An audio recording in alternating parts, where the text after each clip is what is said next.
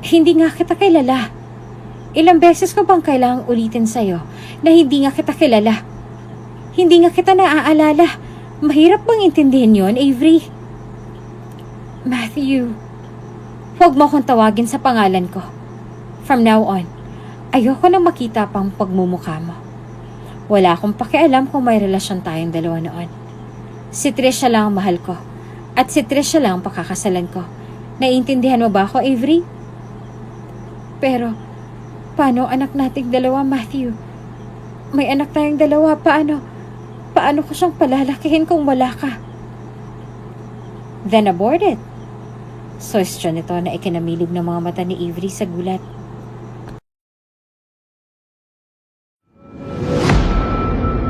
Kung bago ka pa lang sa channel na ito, Ate Jane TV, huwag kalimutang pindutin ang notification bell and subscribe button.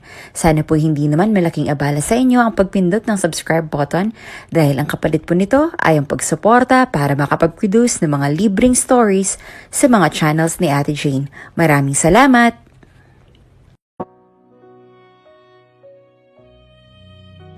Ang sabi ng matatanda, sagrado raw ang kasal. Kung hindi ka sigurado, huwag ka nang pumasok. At kung hindi ka pa handa, huwag ka nang tumuloy. Hindi raw biro ang pagpapakasal. Kaya kung takot ka sa commitment at hindi ka pa handang magkaroon ng sarili mong pamilya, huwag ka nang magbalak na pumasok pa. Hindi isang laro ang pagpapakasal na kung magsawa ka man, aayaw ka na lang ng biglaan. Kapag naiharap mo na sa harap ng altar ang kapareha mo at nangako ka na sa kanya sa harap ng Diyos, lubos-lubusin mo na. Dapat ay sigurado ka na sa kanya. Dapat buo na ang loob mo na siya na nga ang gusto mong makasama sa hinaharap at siya na rin ang gusto mong makasamang bumuo ng sarili mong pamilya. Ang sabi ng matatanda, dapat daw kilalanin mo muna ng lubusan ang kapareho mo bago ka pa man pumayag na magpakasal sa kanya. Paano kung hindi nyo kilala ang isa't isa sa personal? At paano rin kung ang mismong pamilya nyo na ang nagdesisyon na kayong dalawa na lang ang ikasal? Papayag ka ba na magpakasal sa lalaking hindi mo naman kilala ng personal? This is bullshit! Sambit ni Avery sa sarili niya bago nangihinang kinuha ang baso ng alak na inalapag ng bartender sa harapan niya.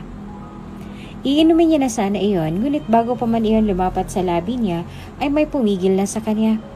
Bahagyang tumiim ang bagang niya. Nang dahil sa ginawa nito bago niya ito matalim na binalingan ng tingin. That's enough, Avery! Nag-aalalang sambit ni Maxie dahil lalo pang marahas niyang bawiin ang braso niya mula sa pagkakahawak nito. Padabog na inalayo ng kaibigan niya ang baso sa kanya bago niya ito binalingan ng tingin. Kung hindi pa man ako tinawagan ni Amaya, hindi ko pa malalaman na andito ka lang pala. Sinadya mo ba talagang hindi ipaalam sa akin na nandito ka?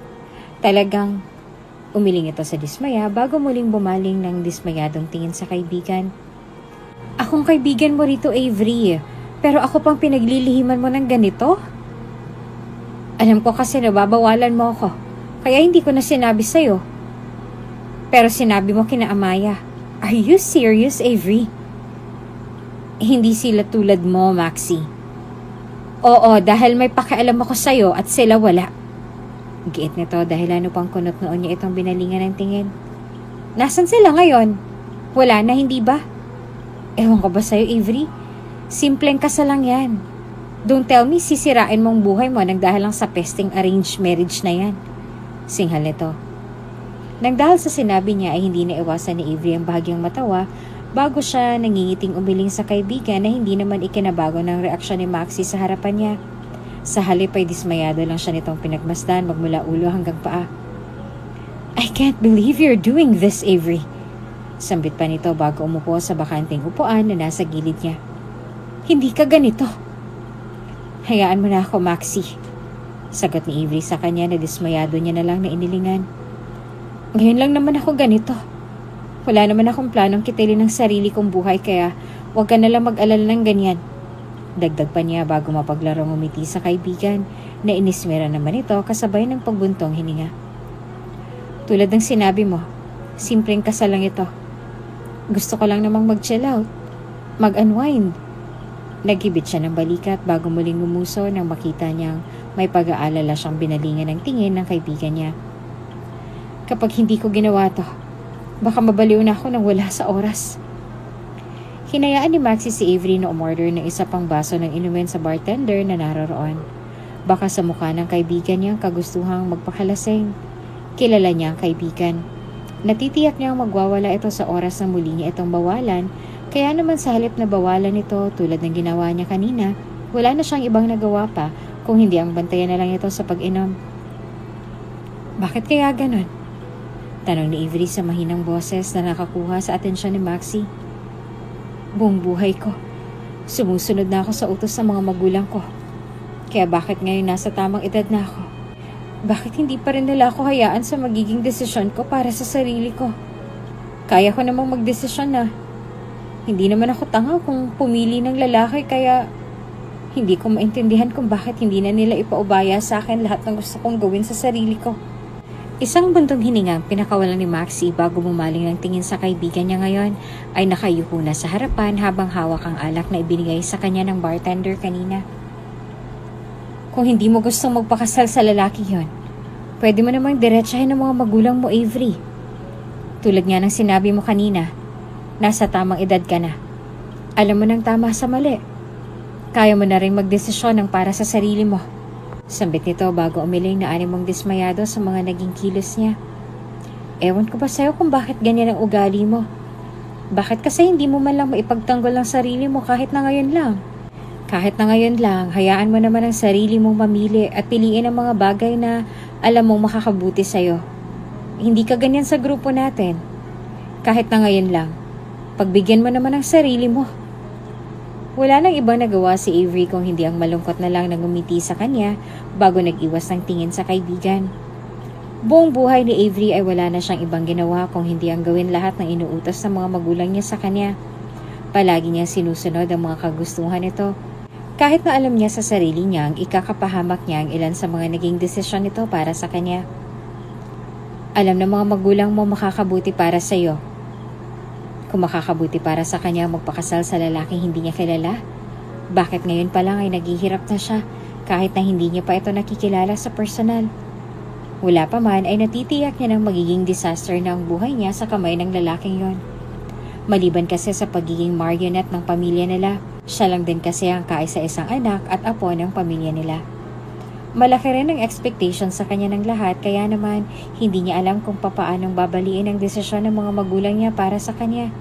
Palibhasa kasi lumaki sa isang mayaman at kilalang pamilya. Marahil nga ganito talaga siguro kapag lumaki ka sa isang mayamang pamilya. Kailangan mong ma-meet ang expectation ng lahat dahil yun ang expectations nila sa'yo. Gaano man kababa ang tingin mo sa sarili mo. Kailangan mong mapahanga ang lahat. Kailangan mong mapahanga lahat ng taong nakabantay sa lahat ng kilos mo kahit na pakiramdam mo sa sarili mo ay mahina ka. Hindi na rin siya magtataka pa sa kung bakit hindi na rin ninais ng tita niya na magpakasal at magkaroon ng anak tulad ng kapatid nito na magulang ni Avery. Minsan ay hindi niya na rin napipigilang mapaisip na lang kung may kapatid ba siya o kahit pinsan. Pagdadaanan niya pa rin ba ang lahat ng to? Bisit. Sambit ni Avery bago siya sumandal sa kinauupuan niya. Dahil nga sa parehong business-minded ang mga magulang niya, wala itong ibang iniintindi kung hindi ang tungkol sa negosyo nila. Hindi na rin naman siya nagulat pa nung una nang sinabi nitong ipapakasal siya sa lalaking hindi niya namang kilala.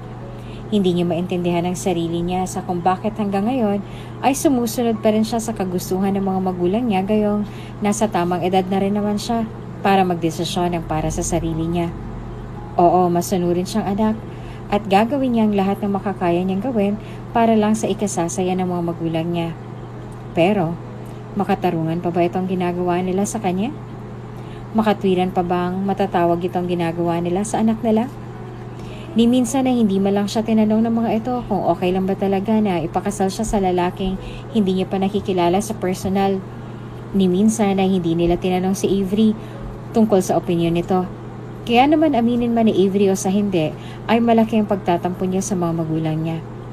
Hindi pa ba sapat ang 23 taon niyang pagkakakulong sa mga kamay nito? Kung hindi siya kikilos ngayon, kailan siya makakalaya sa mga kamay ng mga ito? Ang tanong, kaya niya nga bang lumaya sa mga kamay nito? Puppet. Iyan lang ang kaisa-isang bagay na pumapasok sa isip niya sa tuwing tatawagin ng mga magulang niya ang pangalan niya. Isa siyang puppet. Puppet ng mga negosyanteng bumuhay sa kanya nung una pa lang. Isang bagay na ginagamit para lang makuha ang gusto nila para sa ikagaganda ng negosyo nila. Isang puppet na inilalabas lang sa tuwing may business deal ang mga magulang niya. Binuhay ba siya sa mundong to ng mga magulang niya para lang may maipambayad o hindi naman kaya ay maipagpalit para lang sa pangalang matagal na nilang inaalagaan? Anak bang turing ng mga ito sa kanya o baka naman isa lang siyang puppet tulad ng iniisip niya kanina? Shit! Marahang mura ni Maxie habang nakabaling ng tingin sa teleponong hawak niya, dahilan upang lumingon si Avery sa kanya nang may namumungay ng mga mata. Avery, kaya mo naman na sigurong umuwi ng mag-isa, hindi ba? Nagkaroon lang kasi ng emergency sa bahay. Go on, hindi mo na kailangang magpaalam pa, Maxie. Ngumuso ang kaibigan niya sa kanya bago niya nilingon ang paligid. Parami pa naman ang parami mga tao dito. Medyo may kalaliman na rin ang gabi. Gusto mo tawagan kita ng cab sa labas? Search siya nito bago nag-alalang bumaling ng tingin sa kanya. Hindi kita pwedeng iwanan sa ganitong ayos, Avery. Baka madisgrasya ka pa. Nang dahil sa narinig ay bahagyang natawa si Avery. Kaya naman hindi na naiwasan ni Maxie ang makaramdam ng ines nang dahil sa ginawa nito. Kahit na naiinis ay naaawa rin naman siya sa kaibigan niya dahil sino nga bang hindi maaawa sa ganitong ayos ni Avery ngayon? Ang dating hindi makabasag pinggan na dalaga noon? Ang dalagang palaging palaban lang noon ay naririto ngayon. Animong basang sisiw at para bang pinagbagsakan ng langit at lupa nang dahil sa kinahaharap niyang problema ngayon. Kung may maitutulong lang siya para sa kaibigan niya ay gagawin niya para lang kahit na papaano ay mabawasan man lang nila ang problemang umuubos sa enerhiya ng kaibigan niya. Itago man ni Avery sa kanya ay mababakas naman sa mukha nito na ubos na siya nang dahil sa mga problema ang kinahaharap niya. Mapasabahay man ito o sa opisina, mga empleyado man o sariling pamilya, lahat nakakaubos ang pasensya.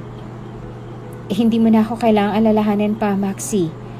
Sagot niya bago niya pinaglaruan ang alak sa baso niya. Kaya ko ng sarili ko. Are you sure?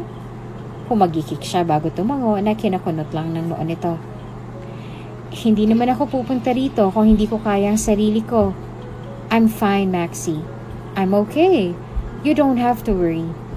Aniya pa bago ngumiti sa kaibigan at marahan itong hinawakan sa balikat na animong tinataboy pa. Mauna ka na. Alam kong hinihintay ka na rin ng asawa at anak mo. Huwag mo na akong problemahin. Ayos lang ako, Maxie. Okay then. Mauna na ako sa'yo kung ganon. Kung may kailangan ka, tawagan mo lang ako. Sambit ni Maxie na animong nagdadalawang isip pa sa kung iiwanan ba ang kaibigan roon o kakalad ka rin na lang niya kasama niya. Sa huli, wala na siyang ibang nagawa pa kung hindi ang bumuntong hininga. Nasa speed dial mo ang numero ko. Kapag may kailangan ka o kinailangan mo ko, tawagan mo lang ako, ha? Pindutin mo lang yung number. Oo na, Maxie. Paulit-ulit ka na lang. Inuulit ko talaga sa'yo dahil alam kong kapag nasa bingit ka na ng kamatayan, hindi ka pa rin tatawag sa akin. Singhal ni Maxie na tinawanan niya bago ito nagdesisyong tumayo sa upuan niya at mag-ayos ng sarili. Mauuna na ako, magkita na lang tayo bukas sa opisina. Good night, Maxie. Paalam ni Avery sa kanya. Isang halik lang ang ginawad ni Maxie sa kanya bago ito nagmamadaling nagtungo sa labas. Ang iting nakaukit sa labi ni Avery kanina ay unti-unting nawala, lalo na nung muli niyang maalalang tungkol sa sitwasyon niya ngayon. Hindi niya rin napigilang ikumpara ang sarili niya kay Maxie at sa pamilya nito. Tulad ni Avery ay nanggaling rin sa isang mayaman at kilalang pamilya si Maxie. Kilala na nila ang isa't isa simula pa nung college pa lang, kaya naman halos lahat ng sekretong meron sila sa isa't isa ay alam nila. Saksi rin si Avery sa kung paanong ipinagtanggol ni Maxie ang sarili niya at ang nobyo niya sa pamilya niya roon. Tulad niya ay dumaan na rin si Maxie sa ganitong phase ng buhay niya. Kung hindi nga lang malakas ang loob ni Maxie na ipaglaban ng nobyo niya noon, ay baka naghihirap na ito ngayon sa kamay ng lalaking pinili ng mga magulang niya para sa kanya. Malakas lang ang loob ni Maxie kaya naman nagawa niyang ipaglaban ang pagmamahalan nilang dalawa ng asawa niya ngayon. Iyon ang isa sa mga bagay na hindi magawa ni Avery dahil una sa lahat, anong idadahilan niya? May karelasyon si Maxie noon ng sandaling magdesisyon ng mga magulang niya na ipakasal siya sa mga kasosyo nila sa negosyo. Sa kabutihang palad ay may naging dahilan si Maxie kaya naman tuluyan na siyang tinantanan ng mga magulang niya. Maliban roon ay may mga kapatid pa si Maxie, kaya naman aminin niya man o sa hindi ay tuluyan siya nakatakas sa sumpa ng pamilya niya. Ang pinagkaiba lang nilang dalawa ni Avery, si Maxie ay may mga dahilan at kung sakali mang madismaya ang mga magulang niya sa kanya, hindi pa iyon nahuli para sa lahat dahil may mga kapatid pa siya. Iyon ang isa sa mga bagay na kinaiingitan ni Avery sa kanya. Kaya naman gustuhin niya mang gayahin si Maxie ay hindi niya rin naman magawa. Wala na siyang nobyo ngayon. Wala pa siyang kapatid. Muntik na rin mawala kay Maxie ang lahat noon ang dahil sa ginawa niya. Nagawa niyang talikuran ng pamilya para sa asawa niya ngayon. Mabuti na lang at hindi kalaunan ay tuluyan na rin natanggap ng pamilya niya ang asawa niya ngayon. Alam niya at nasisigurado niyang nasa maayos na kalagayan na ngayon ang kaibigan niya. Hindi tulad niya na walang kawala kahit na anong gawin niya. Hindi tulad ni Maxie mahina ang loob niya. Hindi tulad ni Maxie, hindi niya kayang ipagtanggol ang sarili niya. Maliban kasi sa wala siyang nobyo at hindi rin naman siya interesado sa lalaki, hindi niya rin alam kung paano ang ipaglalaban ang sarili niya. Sa ngayon ay umaasa na lang siya na kahit na papaano ay magagawa niya pa rin baguhin ang desisyon ng mga magulang niya. Dahil kung hindi, mawawala na sa kanya ang lahat at kabilang na roon ang kalayaan niya. Tang-inang buhay to. Singal niya sa sarili bago niya tinungga ang panghuling bote ng alak niya para sa gabing yon. Medyo malalim ng gabi at parami na rin ang parami ang mga taong naroroon. Hindi niya na mabilang kung ilang bote na ng wine ang naubos niya ng gabi ring yon. Tila ba naghalo-halo na rin ang mga iniinom niyang alak. Kaya naman hindi na rin siya nagtataka sa kung bakit umiikot na ngayon ang mga mata niya nang dahil sa labis na kalasingan. Habang palalim ng palalim ang gabi, tila ba mas lalo lamang na nagiging wild ang mga taong sumasayaw doon sa dance floor. Kahit na nahihilo, ay nagawa pa rin ni Avery ang umalis mula sa pagkakaupo at dumiretso na sa gitna ng dance floor. Ginawa niya ang lahat ng makakaya niya upang makarating sa pinakagitna at nang sandaling makarating roon, ay hindi na siya nagdalawang isipan na sumayaw at mag-enjoy sa tugtugin sa bandang naroroon. Mas lalo lang din lumakas ang tugtugin sa sound system na animong maging ang pagdagundong ng puso niya ay hindi niya na rin gaanong marinig ngayon. Sa halip na pansinin iyon ay nagpatuloy lang siya sa paggiling at pagsayaw sa gitna ng dance floor. Maraming lalaki nakikisayaw sa kanya, kaya naman bahagya pa siyang napapangiti. "Hello, baby?" Bati ng isang negosyanteng sumasayaw sa harapan niya. "Free ka ba ngayon? Gusto mo bang sumama sa akin?" "Libre ako, pero ayoko sa'yo," sabit niya bago niya tinalikuran ang lalaki. Nagtungo siya sa gilid upang doon sumayaw ng sumayaw, nang walang mamubulabog sa kanya. Hindi rin naman siya nasundan pa ng lalaki nagtanong sa kanya, kaya naman kahit na papaano ay nakaramdam na rin siya ng kampante. Wala siyang balak na makipag one night stand sa kung sino mang lalaki na mag-aaya sa kanya ngayon. Naririto siya para mag-party, hindi para makipag one night stand sa kung sino-sino lang. Nawala lahat ng mga bili niya sa sarili nang sandaling maramdaman niya ang pagsayaw ng kung sino sa likuran niya. Gumapang ang mga kamay nito sa ibabaw ng dress na suot niya. Huli na ang lahat ng mapagtanto niyang pumulupot na ang malaking kamay nito sa ibabaw ng tiyan niya. Gumiling ito sa likuran niya. Bawat pagiling nito sa likuran niya ay ramdam na ramdam niyang nag-iinit na ito sa kanya. "What the hell are you doing?" Tanong niya bago pa man siya tuluyang mawala sa wisyo nang dahil sa ginawa nitong pagiling sa likuran niya. Kahit nalasing ay nagawa niya pa rin bumalik sa katinoan. "Get your hands off me!" "Why? Are you taken?" Bulong nito sa tenga niya na naghahatid ng goosebumps sa katawan niya. "Kanina mo pang nakukuha ang atensyon ko, miss. Gusto mo bang sumama sa akin?" Tanong pa nito. Walang ibang nagawa si Avery kung hindi ang namumungay ang mga mata na bumaling ng tingin sa lalaki bago niya hinawakan ang leeg at ang panga nito. Ngumiti siya rito dahilan upang dumilim ang mga mata ng lalaking kaharap niya ngayon. "Kapag sinabi kong gusto kong sumama sa'yo, anong gagawin mo?" Tanong ni Avery sa kanya. "Like the usual," sagot ng lalaki sa kanya bago niya ipinatong ang mga kamay niya sa bewang ng dalagang kaharap niya. "Would you be up for some casual fun without any expectations of a long-term commitment?" Tanong nito. Hindi na maalala ni Avery kung paano siyang napapayag ng lalaking yon na umalis ng bar na iyon kasama siya. Dinala siya nito sa sports car na nasa parking lot. Pinagbuksan ang pintuan at agad na dinala sa isang mamahaling condominium. Nang dahil sa kalasingan ay hindi na gaanong maalala ni Avery ang lahat. Ang tanging naaalala niya na lang ngayon ay ang marahan nitong pagtulak sa kanya pahiga sa kama at ang paghalik nito sa noo, na aminin niya man o sa hindi ay bago para sa kanya. San ka nakakita ng lalaking ganitong pakitunguhan lahat ng babaeng nakilala nila sa bar? Ang akala ko ba you're up for some casual fun? Why are you kissing my forehead then? Tanong ni Avery sa kanya na itinatigil niya. Kitang-kita niyang pag-islap ng mga mata ng lalaking nakatanaw sa kanya sa harapan niya, bago ito nag-iwas ang tingin sa mga labi niya. Hindi ako nananamantala ng babae, Miss Avery. Kapag alam kong wala ka sa katinuan, hindi kita gagalawin. Lalo na ngayon nasa impluwensya ka ng alak. Avery? Paano mong nalaman ang pangalan ko? Natatawang sambit ni Avery bago niya hinila ang necktie ng lalaki. Dahilan upang lumapit ang mukha nito sa mukha niya. Sinusundan mo ba ako? O ganito ka lang talaga ka-excited at pati pangalan ko nagawa mong alamin bago mo ako nilapitan kanina? Bumaba ang tingin ng lalaki sa labi niya bago ito nagdesisyong balikan ang mga mata niyang punong-puno ng akusasyon sa kanya ngayon. And please lang, don't use that line sa akin. Alam ko kung anong gusto ng mga lalaking katulad mo sa mga babaeng katulad ko. Dagdag pa ni Avery sa kanya. Hindi pa man nakakasagot ang lalaki sa kanya ay dali-dali niya na itong hinalikan sa labi na nung una hindi malang nito ginantihan.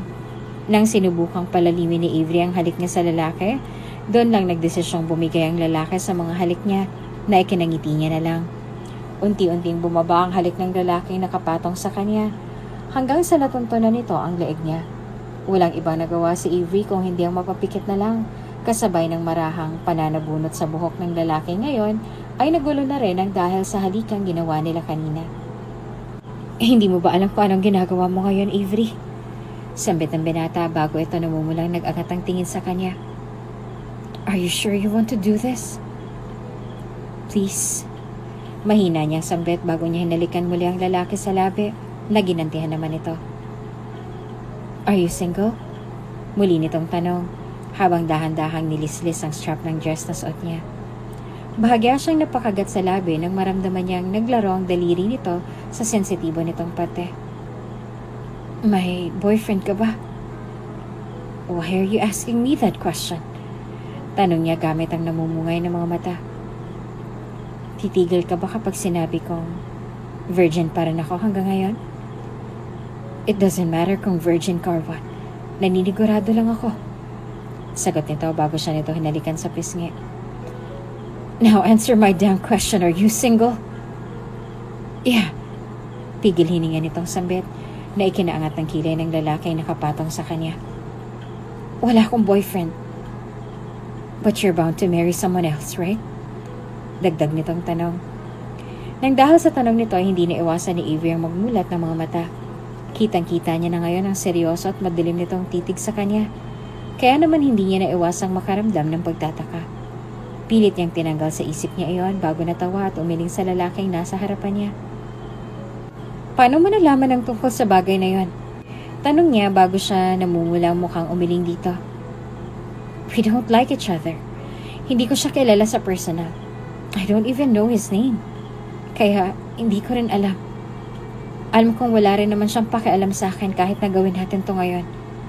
Wala siyang pakialam. At mas lalong wala siyang karapatan kung makipag one night stand ako sa mga lalaking nakilala ko ngayong gabi. Paano kung meron? Then wala akong pakialam. Sagot niya bago pa niya muling kinuha ang necktie ng lalaki at agad muli itong sinugod ng malalim na halik dahilan upang muli nitong gantihan ng lalaking kasama niya sa mga oras na yon. Hindi na matandaan ni Avery kung paano nauwi sa ganoon ang lahat. Ang buong akala niya ay panaginip lang lahat. Ngunit nang sandaling magising siya sa isang hindi pamilyar na kwarto, doon niya lang napagtanto sa sarili niya na totoo ang lahat ng nangyari at nararamdaman niya kagabi. Totoo na may nangyari sa kanila ng lalaking. Ah! Sigaw niya bago niya kinuha ang comforter na nakabalot sa kanya. Muli niyang sigaw nang sandaling sumilip siya sa loob at agad na nakaramdam ng hiya at takot nang makitang wala siyang suot na saplot. Imposible! Imposibleng mangyaring lahat ng to! Imposible! Magkakasunod niyang sambit sa sarili bago siya umusog papalayo. Nakita niya kung paanong napabalikwas ng higa sa kama ang lalaki nakadapa lang sa kama kanina bago ito nagdesisyong bumaling ng tingin sa kanya. Tulad niya ay wala rin itong saplot kaya naman halos namutla na siya nang makita niyang mabuhay ang hindi dapat mabuhay ng mga oras na yon. Walang hiya kang lalaki ka, anong ginawa mo sa akin, ha? Sigaw niya bago niya ito hinampas ng mukha sa una na nadampot niya. Pinagsamantalahan mo ang kahinaan ko, manyakis ka! Gigil niya pang sambit habang patuloy sa paghampas ng unan sa lalaking walang ibang nagawa ngayon kung hindi ang kunot noong tanggapin lahat ng hampas na iginagawad nito sa kanya. Walang ibang nagawa si Matthew kung hindi ang tumayo, dahilan upang umigkas ang hindi dapat umigkas. Mabilis namang namula ang mukha ni Avery bago siya nag-iwas ng tingin dito.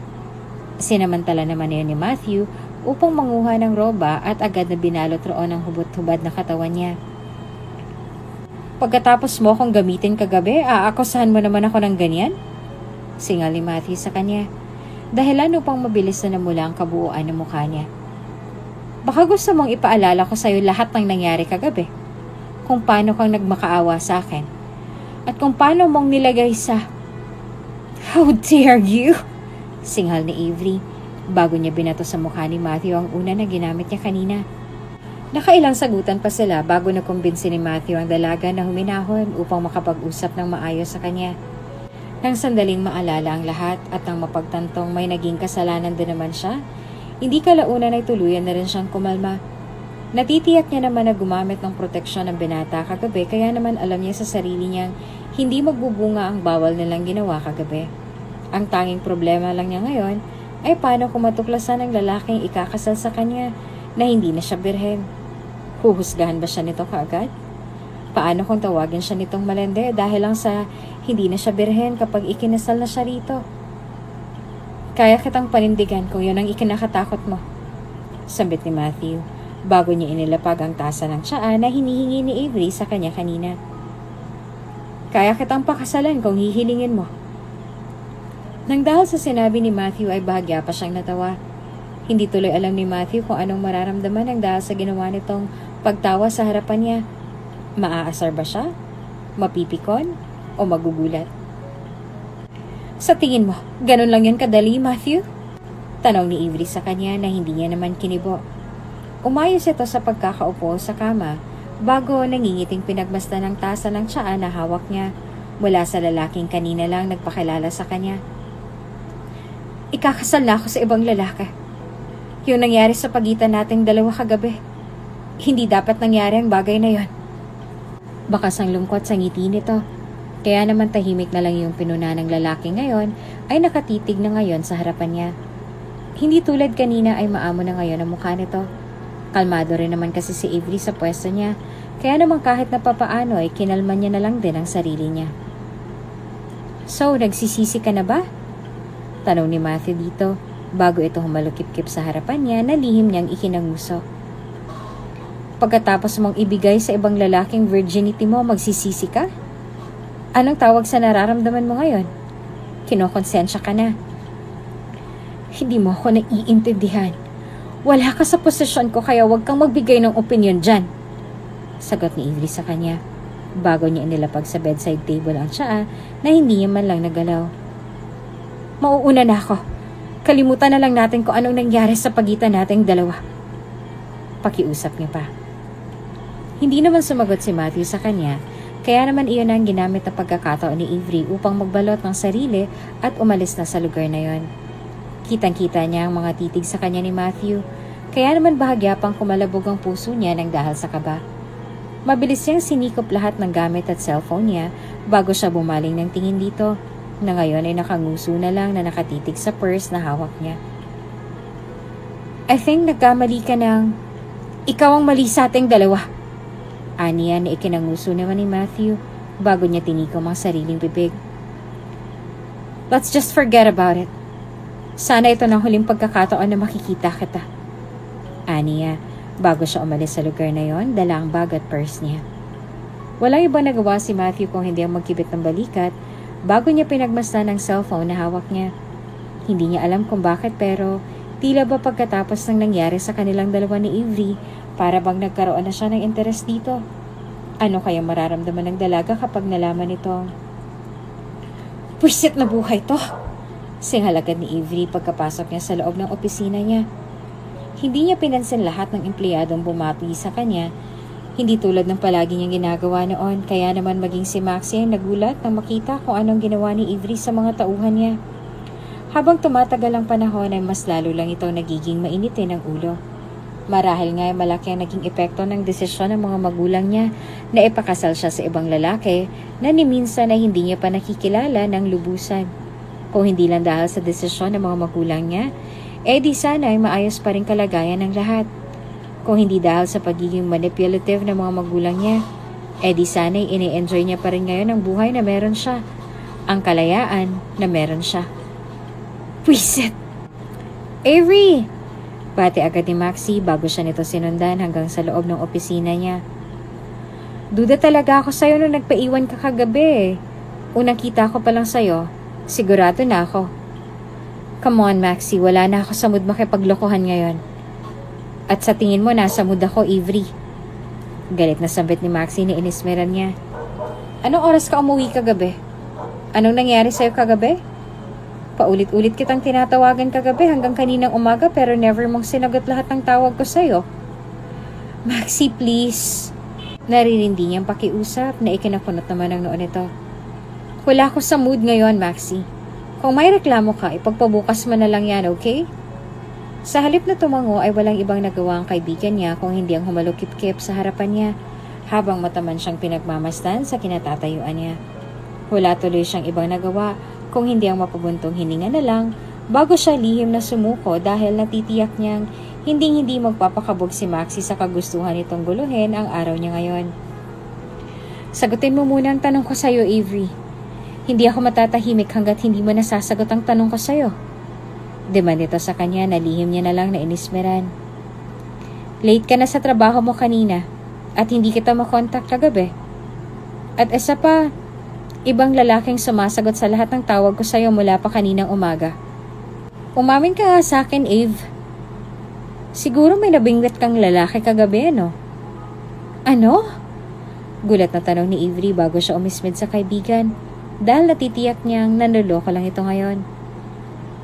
Wala akong nabingwit na lalaki.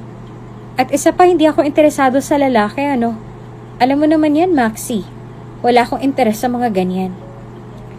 Paano mo palang maipapaliwanag yung lalaking sumasagot sa lahat ng tawag ko sa'yo mula pa kaninang umaga? Anong lalaking sinasabi mo? Wala naman akong ibang kasamang lalaki kanina. Ani niya bago pa siya napanguso nang muling maalala ang naging sagutan nilang dalawa ni Matthew kanina. At saka never kang tumawag sa numero ko, oh. Wala akong natanggap na text o tawag galing sa'yo. Anong tawag mo rito? Sige nga. Singhal ni Maxie bago niya ipinakita kay Avery lahat ng nasa call history niya. Agad naman nanamutla si Avery sa sarili niya at nang may mapagtanto ay dali-dali niyang dinampot ang cellphone na nadampot niya kanina sa bedside table. At tulad ng inaasahan niya ay ibang cellphone nga ang nadampot niya. Kaya naman halos hilamusan niya ang sarili nang dahil sa labis na frustration. Ilang beses niya nang sinumpa sa sarili niya na kahit na anong mangyari ay ayaw niya nang makita pa ang mukha ng lalaking yon. Lalo na ngayong gusto niya nang ibaon sa limot ang lahat.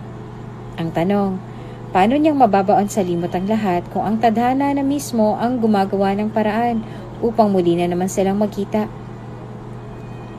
"Oh, anak!" Bati ng nanay niya nang nakasimangot siyang pumasok sa bulwagan ng mansyon nila. Ilang beses kong tinawagan si Maxie kagabi to make sure na magkasama kayong dalawa. Iniwan ka raw niya sa Benzie kagabi? Saan ka ba nagpalipas ng magdamag kung iniwan ka niya ron? Maaga akong pumasok sa opisina kanina, ma. Ibang nakalagay sa logbook, anak. Kunot noon itong sambet bago nanliit ang mga matang bumaling sa anak. Umamin ka nga sa akin, anak. May iba ka bang pinuntahan kagabi? Sa halip na sumagot ay walang ibang nagawa si Avery kung hindi ang pabuntong hiningang mag-iwas ang tingin sa nanay niya bago ito nagdesisyong magpaalam dito. Hindi na rin naman siya pinilit pa ng nanay niya na sumagot sa lahat ng katanungan nito dahil bakas naman sa itsura ng anak niya ang pagod. Sa halip na questionin ay hinayaan niya na lang ito na magtungo sa sarili nitong kwarto. Dahil nga sa pinaghalong pagod sa trabaho at puyat sa nangyari kagabi, hindi na namalaya ni Avery na maaga siya nakatulog ng gabi ring yon. May mga natatanggap siyang text mula sa cellphone ni Matthew. Hindi niya yung binubuklat dahil wala naman siyang pakialam. Walang password ang cellphone ni Matthew kaya naman kung gugustuhin niya, ay pwede naman niya itong silipin. Ang kaso nga lang ay hindi siya interesado. Kaya naman hindi na siya naglakas pa ng loob na buksan lahat ng mensaheng natatanggap niya sa numerong yon. Sa kabilang banda naman ay walang ibang nagawa si Matthew kung hindi ang mag-browse sa cellphone ng dalagang nakasama niya kagabi. Marami siyang nakitang pictures ng dalaga sa cellphone nito. Ang ilan sa mga litratong yon ay kasama niya ang mga magulang niya kaya naman bahagya pa siyang napangiti sa sarili. Nawala lamang ang ngiti sa labi niya nang bigla na lang nag-ring ang cellphone na hawak niya para sa isang tawag. Isang buntong hininga lang ang ginawad niya sa sarili bago niya sinagot ang tawag na nanggaling sa sarili niyang numero na paniguradong hawak ngayon ni Avery. Matthew! Sabit agad ni Avery sa kabilang linya, dahilan upang agad siya mapangiti. Are you there? Yes? Anong yes? That's my number! Bobo! Sambit nito sa kabilang linya na ikinaangat ang labi niya. Bakit ikaw ang may hawak niyan? At bakit nasa iyo ang cellphone ko? Why don't you ask yourself instead, Miss Avery? Sambit ni Matthew sa kabilang linya na ikinaguso naman ni Avery. Ikaw ang umalis kaninang umaga. Ikaw ang dumampot sa cellphone ko. Okay, fine, whatever. Aniya bago mismed. Okay, ako nang may kasalanan. Now, ikaw naman talaga. Pwede bang let me finish my words muna? Singhal nito bago siya sumingangot. Kailangan ko ang cellphone na yan at narariyan lahat ng contacts ko sa opisina. I badly need that right now, Matthew. Kung hindi nakakaabala sa'yo, pwede bang pakidaan na lang dito sa opisina ko sa may BGC? Ipapaabang na lang kita sa sekretarya ko. May mga importante akong lakad, Miss Avery. Sagot ni Matthew sa kanya. At isa pa, wala akong perang pambayad ng taxi. Isa lang akong hamak na empleyadong may minimum wage. Ipapasundo kita kung ganon. Tulad ng sinabi ko, marami akong lakad. Sagot ni Matthew sa kanya, dahilan upang mapayuko na lang siya sa mesa niya. Kung gusto mo, pwede ko itong idaan sa'yo. Pero hindi na muna ngayon dahil marami akong kailangang asikasuhin. Aniya pa. Okay, fine. Kailan ka pwede kung ganon? Kung kailan ako pwede. Sagot ni Matthew sa kanya bago nangiti sa sarili na alam niyang lihim namang inismera ni Avery sa kabilang linya. Hindi ko alam kung kailan. Tatawagan na lang siguro kita. Ano yan? Ako pang mag-a-adjust sa'yo, Matthew? That's my phone! Sagot ni Avery sa kanya na mababakas na sa boses nitong inis na lihim niya na lang na ikinatawa. At isa pa, wala ka namang balak na kuhanin itong cellphone mo sa akin? Kung hindi ako nagkakamali, puro may kinalaman sa business tong mga contacts mo sa phone nito. And please, please lang, stop using that line to me. Alam ko na hindi ka empleyado lang. Hindi mo ako maluloko sa mga ganyan. Alam ko na hindi ka basta-basta. Alam mo naman pala eh. Maliwanag na rin siguro sa'yo ang lahat niyan. What? Singhal ni Avery sa kabilang linya na lihim niyang ikinatawa. Gusto ko makuha ang phone ko ngayon na. Kung gusto mong makuha ang cellphone mo sa akin, then hayaan mo ako mag-request sa'yo. Aniya sa mababang tono na ikinatahimik ni Avery sa kabilang linya. Masyadong mahalaga ang oras ko, Miss Avery. At hindi ako basta-bastang nagsasayang ng oras sa kung kani-kanino. Kung gusto mong kuhanin ang cellphone mo, ibibigay ko sa'yo sa isang kondisyon. Anong kondisyon? Let's have a date. Aniya na alam niyang ikinatigil ng dalaga sa kabilang linya. Aaminin niya man sa hindi ay nakuha ni Avery ang atensyon niya. Kung dati-rati hindi siya interesado rito, ngayon naman ay animong interesado na siya dito. Maging ang pagkatao ni Avery ay masusi niyang pinag-aralan noon pa man. Aaminin niya man sa hindi ay nagbago lang naman ang tingin niya sa dalaga pagkatapos ng nangyari sa kanilang dalawa ng gabing yon. Kung alam niya lang na makukuha ng dalaga ang atensyon niya, di sana nung una pa lang ay pinilit niya ng mga magulang niya na madaliin na ang kasal na lang dalawa ni Avery. Oo, Siya ang sikretong tao na gustong ipakasal ng mga magulang ni Avery sa dalaga.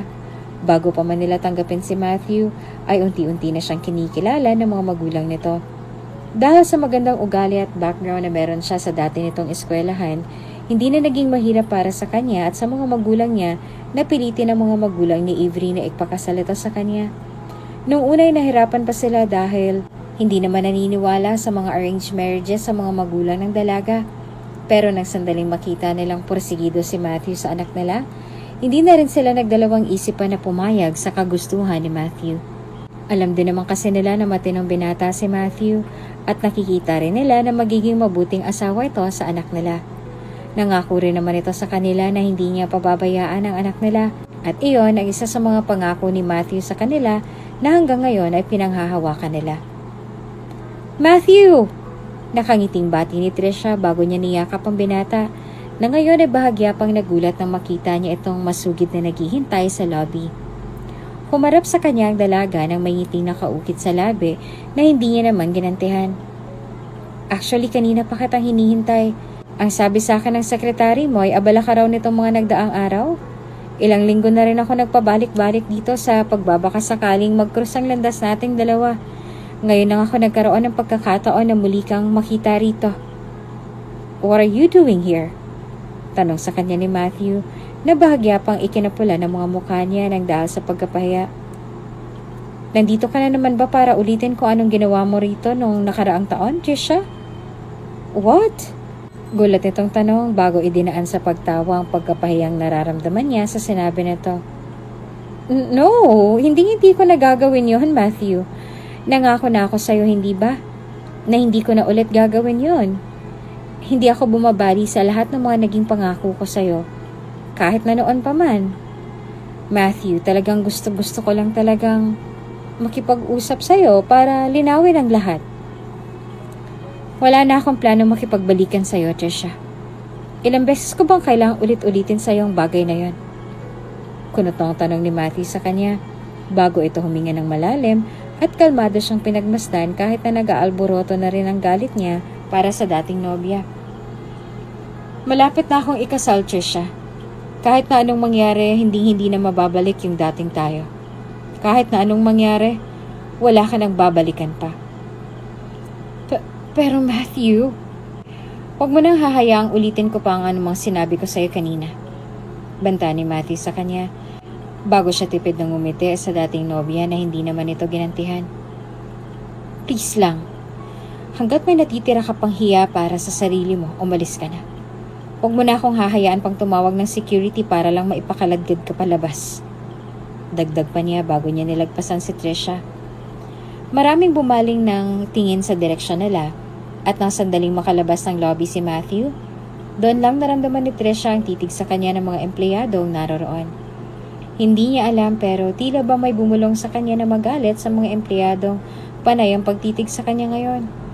Bakas na bakas kasi sa mukha ng mga empleyadong naroroon, nalihim siya nitong hinuhusgahan at isa iyon sa mga bagay na nagpapakulo sa dugo niya ngayon. Anong tinitingin-tingin niyo dyan?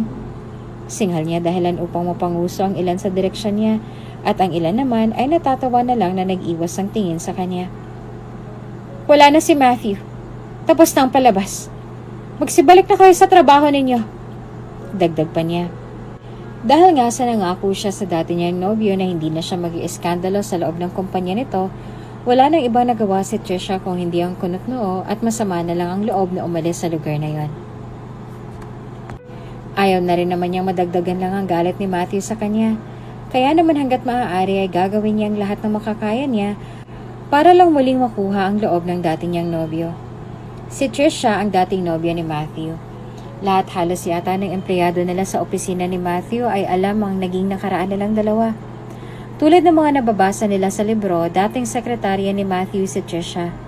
Nahulog ang loob ni Matthew sa kanya dahil naging mabuti itong tao sa kanya at maalaga na rin sa kanya noon pa man. Magkasundo silang dalawa noon. Nasira lang naman ang relasyon nilang dalawa dahil sa pangangaliwa ni Trisha sa kanya. Nang dahil sa nangyari ay tuluyan ang nawala ng tiwala si Matthew sa kanya. Na kahit gaano niya pang minahal ng lubos si Trisha noon, ay wala siyang ibang nagawa kung hindi ang bitawan nito. Tuluyang nasira ang relasyon nilang dalawa ng dahil sa nangyari. Kaya naman mas lalo lang nagsisi si Trisha sa mga naging kasalanan niya kay Matthew noon. Mas lalo lang siyang nakaramdam ng dismaya sa sarili, lalo na nang mapag-alaman niyang muntik nang mag-propose si Matthew sa kanya.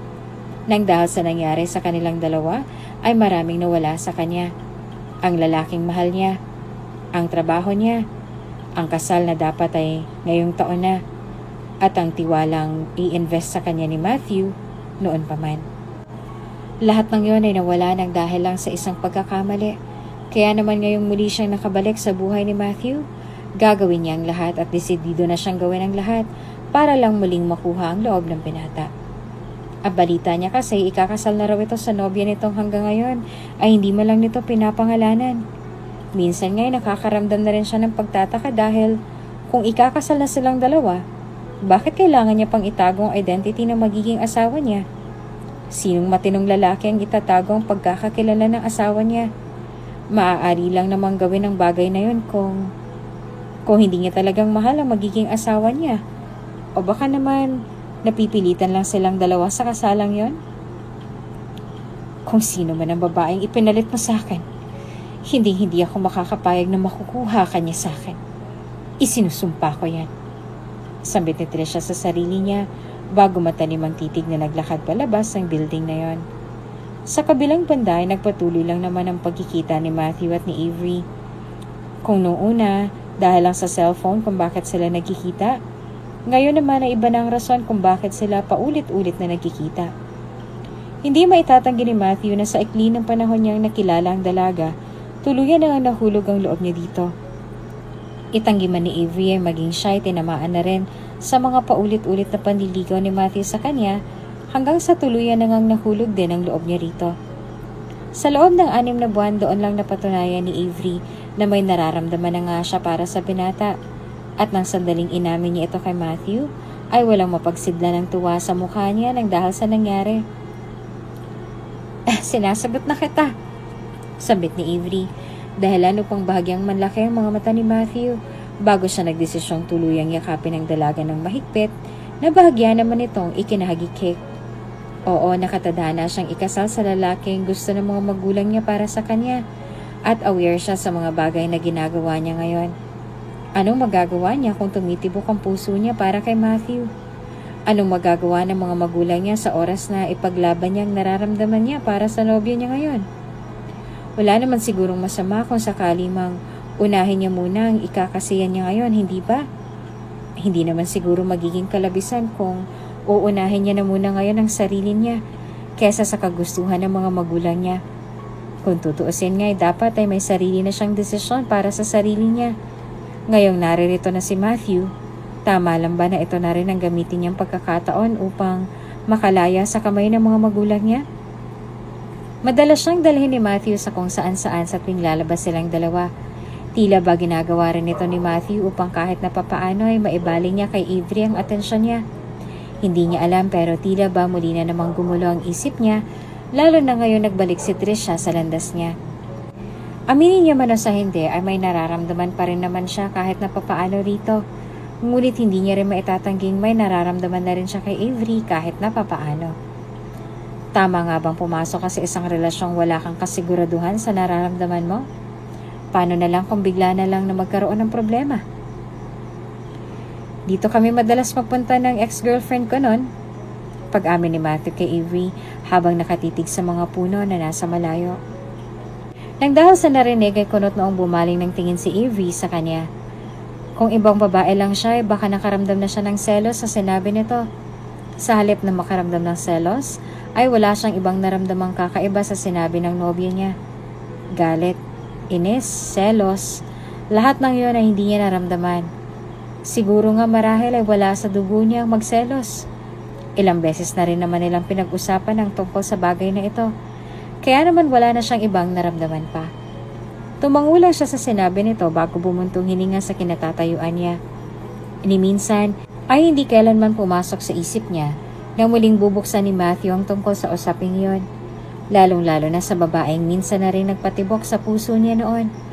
Ni minsan ay hindi niya inisip na magiging ganito ka-vocal si Matthew sa relasyon na lang dalawa. Kahit na papaano ay nakaramdam naman siya ng pagkakampante dahil lahat ng mga gumugulo sa isipan ni Matthew nasasabi niya sa nobya. Sa kabilang banda ay malaki naman ang pasasalamat ni Matthew dahil kahit na bago pa lang ang relasyon nilang dalawa, nagagawa pa rin siyang intindihin ni Avery at isa iyon sa mga ugaling minahal niya sa nobya ngayon. Malayong malayo siya kay Trisha na walang ibang ginawa kung hindi ang pagsilosin lahat ng mga babaeng napapalapit sa kanya kahit na sa oras ng trabaho nilang dalawa noon. Kaya mo ba ako dinala rito dahil naaalala mo siya sa akin? Kunot noon niyang tanong. Nang dahil sa narinig ay bahagyang natawa si Matthew bago siya bumaling ng kunot noong tingin sa nobya. Magkaiba kayong dalawa ni Trisha, Avery. At kahit na kailan, hindi kita maihahalin tulad sa kanya. Sagot ni Matthew sa kanya na marahan niyang tinanguan. Dito ako madalas na magpunta noon sa tuwing mag-unwind ako. Huwag kang mag-alala dahil hindi lang naman kayo ni Trish ang mga dinadala ko rito. At hindi lang kayo nakakaalam sa lugar na to. Dito ako madalas na naglalagi noon. Gusto ko lang ipakita sa'yo para kung sakali mang hindi mo ako mahanap, dito mo lang ako makikita. Dagdag pa niya. Walang ibang nagawa si Avery kung hindi ang tumango na lang bago nagdesisyong pagmasdan ng mga punong pinagmamasdan ni Matthew sa malayo. Hindi niya maitatangging medyo maaliwalas at maganda nga ang lugar na yon. Marahil ay ito na rin ang dahilan sa kung bakit madalas kung dito magtungo si Matthew sa tuwing may problema itong hindi masabi sa kanya. Sa mga sumunod na araw ay nagpatuloy lamang ang relasyon nilang dalawa. Habang tumatagal ang mga oras at araw na magkasama sila, mas lalo lang ding lumalalim ang nararamdaman nila para sa isa't isa. Doon lang na-realize ni Matthew na si Avery na ang laman ng puso niya. Gumulo lang naman ang isip niya noon ang dahil kay Trisha. Alam niya kasi na medyo possessive ito. Kaya naman natitiyak niyang hindi magiging ligtas si Avery kung sakali mang magkita silang dalawa. Alam niya rin na may gagawin si Trisha kay Avery sa oras na malaman nitong ito ang ipinalit niya sa kanya. Kaya naman hanggat maaari gusto niya sanang itago ang kung anong meron silang dalawa. Hanggat naririto si Trisha sa bansa at nagbabantay sa lahat ng kilos niya. Good morning, ma'am. Bati ng babae sa front desk na ikinangiti niya lang. Ano pong sadya niyo rito? Pupuntahan ko sana si Matthew Alcazar. Aniya na tinanguan naman ito bago ito nagsulat ng kung ano sa logbook. Nariyan ba siya sa opisina? Tumango ito sa kanya bago ngumiti. Nariyan po, ma'am. Ano pong sadya niyo sa kanya? May appointment po ba kayo kay Sir Alcazar? Actually, wala. Pero may usapan kami ngayon na magkikita kaming dalawa. Sagot niya na marahan nitong tinanguan. May ilang segundo pa siya nitong tinanong bago nagdesisyon ng dalaga na ibigay kay Avery ang lokasyon kung saan matatagpuan ang opisina ng lalaking hinahanap niya. Sa kabila niyang kamay ay may dala siyang mga prutas at lalagyan ng pagkain. Kanina lang ay nagluto siya ng ginisang munggo para rito. Ito ang kauna-unahan niyang beses na magluto at gusto niya sanang ipatikim kay Matthew ang luto niya. Kaya naman hindi na siya nagdalawang isip pa na dumiretso sa opisina nito. Matt! Agad siyang natigil sa pagpasok nang makita niya si Matthew. May babaeng nakatayo sa likuran ng mesa niya. May ngisi sa labi nito habang nakadantay ang mga kamay nito sa magkabilang balikat ng nobya niya na animong binibigyan ng isang masahe ang nobya niya. Hindi siya selosa. Pero agad na nag-init ang mukha niya nang dahil sa inis na nakita. Agad na tumayo si Matthew mula sa pagkakaupo niya nang bigla na lamang bumukas ang pinto ng opisina niya. Mas lalo lang siyang nagulat nang sandaling makita niyang si Avery ang inuluwa ng pinto ng opisina niya. Avery! Sorry. Paghingi agad ito ng paumanhin bago niya tinago ang supot na dala niya. Naistorbo ko yata kayong dalawa. Ngiti pa nito bago nagmamadaling umalis. Walang iba nagawa si Matthew kung hindi ang magtungo sa pintuan upang pigilan sana si Avery. Ngunit bago niya pa man ito naabutan ay nakaalis na ito sa pwesto niya kanina. Mas lalo lamang siyang nakaramdam ng galit, lalo na nang marahan siyang hinawakan sa braso ni Trisha. Dahilan upang galit siyang bumaling ng tingin dito.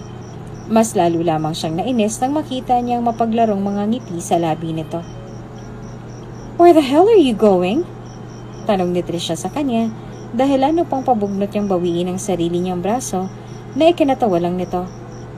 Natatawang umiling si Trisha bago siya humalukip-kip sa harapan ni Matthew. So, siya bang ipinalit mo sa akin, Matt? Siya ang bago mong babae?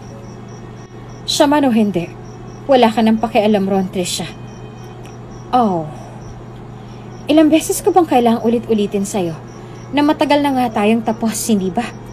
Nananadya ka ba talaga? What the hell are you talking about, Matt? Binabalikan lang naman kita dahil alam kong... For heaven's sake, Trisha, manahimik ka! Sigaw ni Matthew na bahagya niyang ikinapikit sa pagkabigla bago natawa sa harapan nito na mas lalo naman itong ikinagalit. Matagal na tayong hiwalay, Trisha. Ilang beses ko bang kailangang ulit-ulitin sa'yo yon? Matagal na tayong wala. Matagal na tayong hiwalay. For you. Pero hindi para sa akin, Matthew. Singhal na Trisha sa kanya. Alam mo kung gaano kitang kamahal, Matthew. Wala akong pakialam kung may bago ka nang ipinalit sa akin. Ang akin ay akin lang. Naiintindihan mo ba ako? Hindi ka maaagaw sa akin ng kung sino man. Dahil akin ka lang. Dismayadong umiling sa kanya si Matthew bago niya pinagmasdan ng dalaga magmula ulo hanggang paa. Kung alam ko lang na ganyan ang ugali mo, sana nung una pa lang hindi na kita pinatulan. Punong-puno ng pandidiri nitong sabet, dahilan upang makaramdam ng galit at inis si Trisha sa kanya. Nakakadiri ka! Dagdag pa niya bago siya umalis sa opisina nito. Nang dahil sa naging sagutan nila ay walang ibang nagawa si Trisha kung hindi ang basagin lahat ng mga gamit na naroroon sa opisina ni Matthew. Kahit na basagin at sirain niya ang lahat ng gamit na naroroon, ay natitiyak niya hindi siya babalikan ni Matthew, kaya naman mas lalo lang siyang nakaramdam ng galit. Sa kabilang banda, hindi na naabutan pa ni Matthew ang dalaga sa parking lot. Mismo ang mga guards na nagbabantay roon ang nagsabi na kanina pang nakaalis si Avery, kaya naman wala siyang ibang nagawa kung hindi ang mapasinghal na lang. Nang dahil sa nangyari at dahil na rin sa galit na nararamdaman ni Matthew para kay Trisha sa ginawa nito kanina, hindi na siya nagdalawang isip pa na ipakaladkad palabas si Trisha sa kumpanya niya. Nung unay nagpupumiglas pa ito, ngunit ang sandaling magpatawag siya ng mga pulis ay wala na itong ibang nagawa kung hindi ang sumimangot at sumunod na lang. Mas lalo lang siyang walang nagawa ng sandaling ipaban siya ni Matthew sa buong building na yon. Sinusumpa ko. Hindi matatahimik ang buhay niyong dalawa ng bago mo. Sigaw nito na hindi niya nakinibo. Hindi ko kayo tatantanan, I swear that. Dagdag pa nito, kasabay ng pagduduro sa kanya bago ito sumakay sa kotse niya at humarurot na palayo.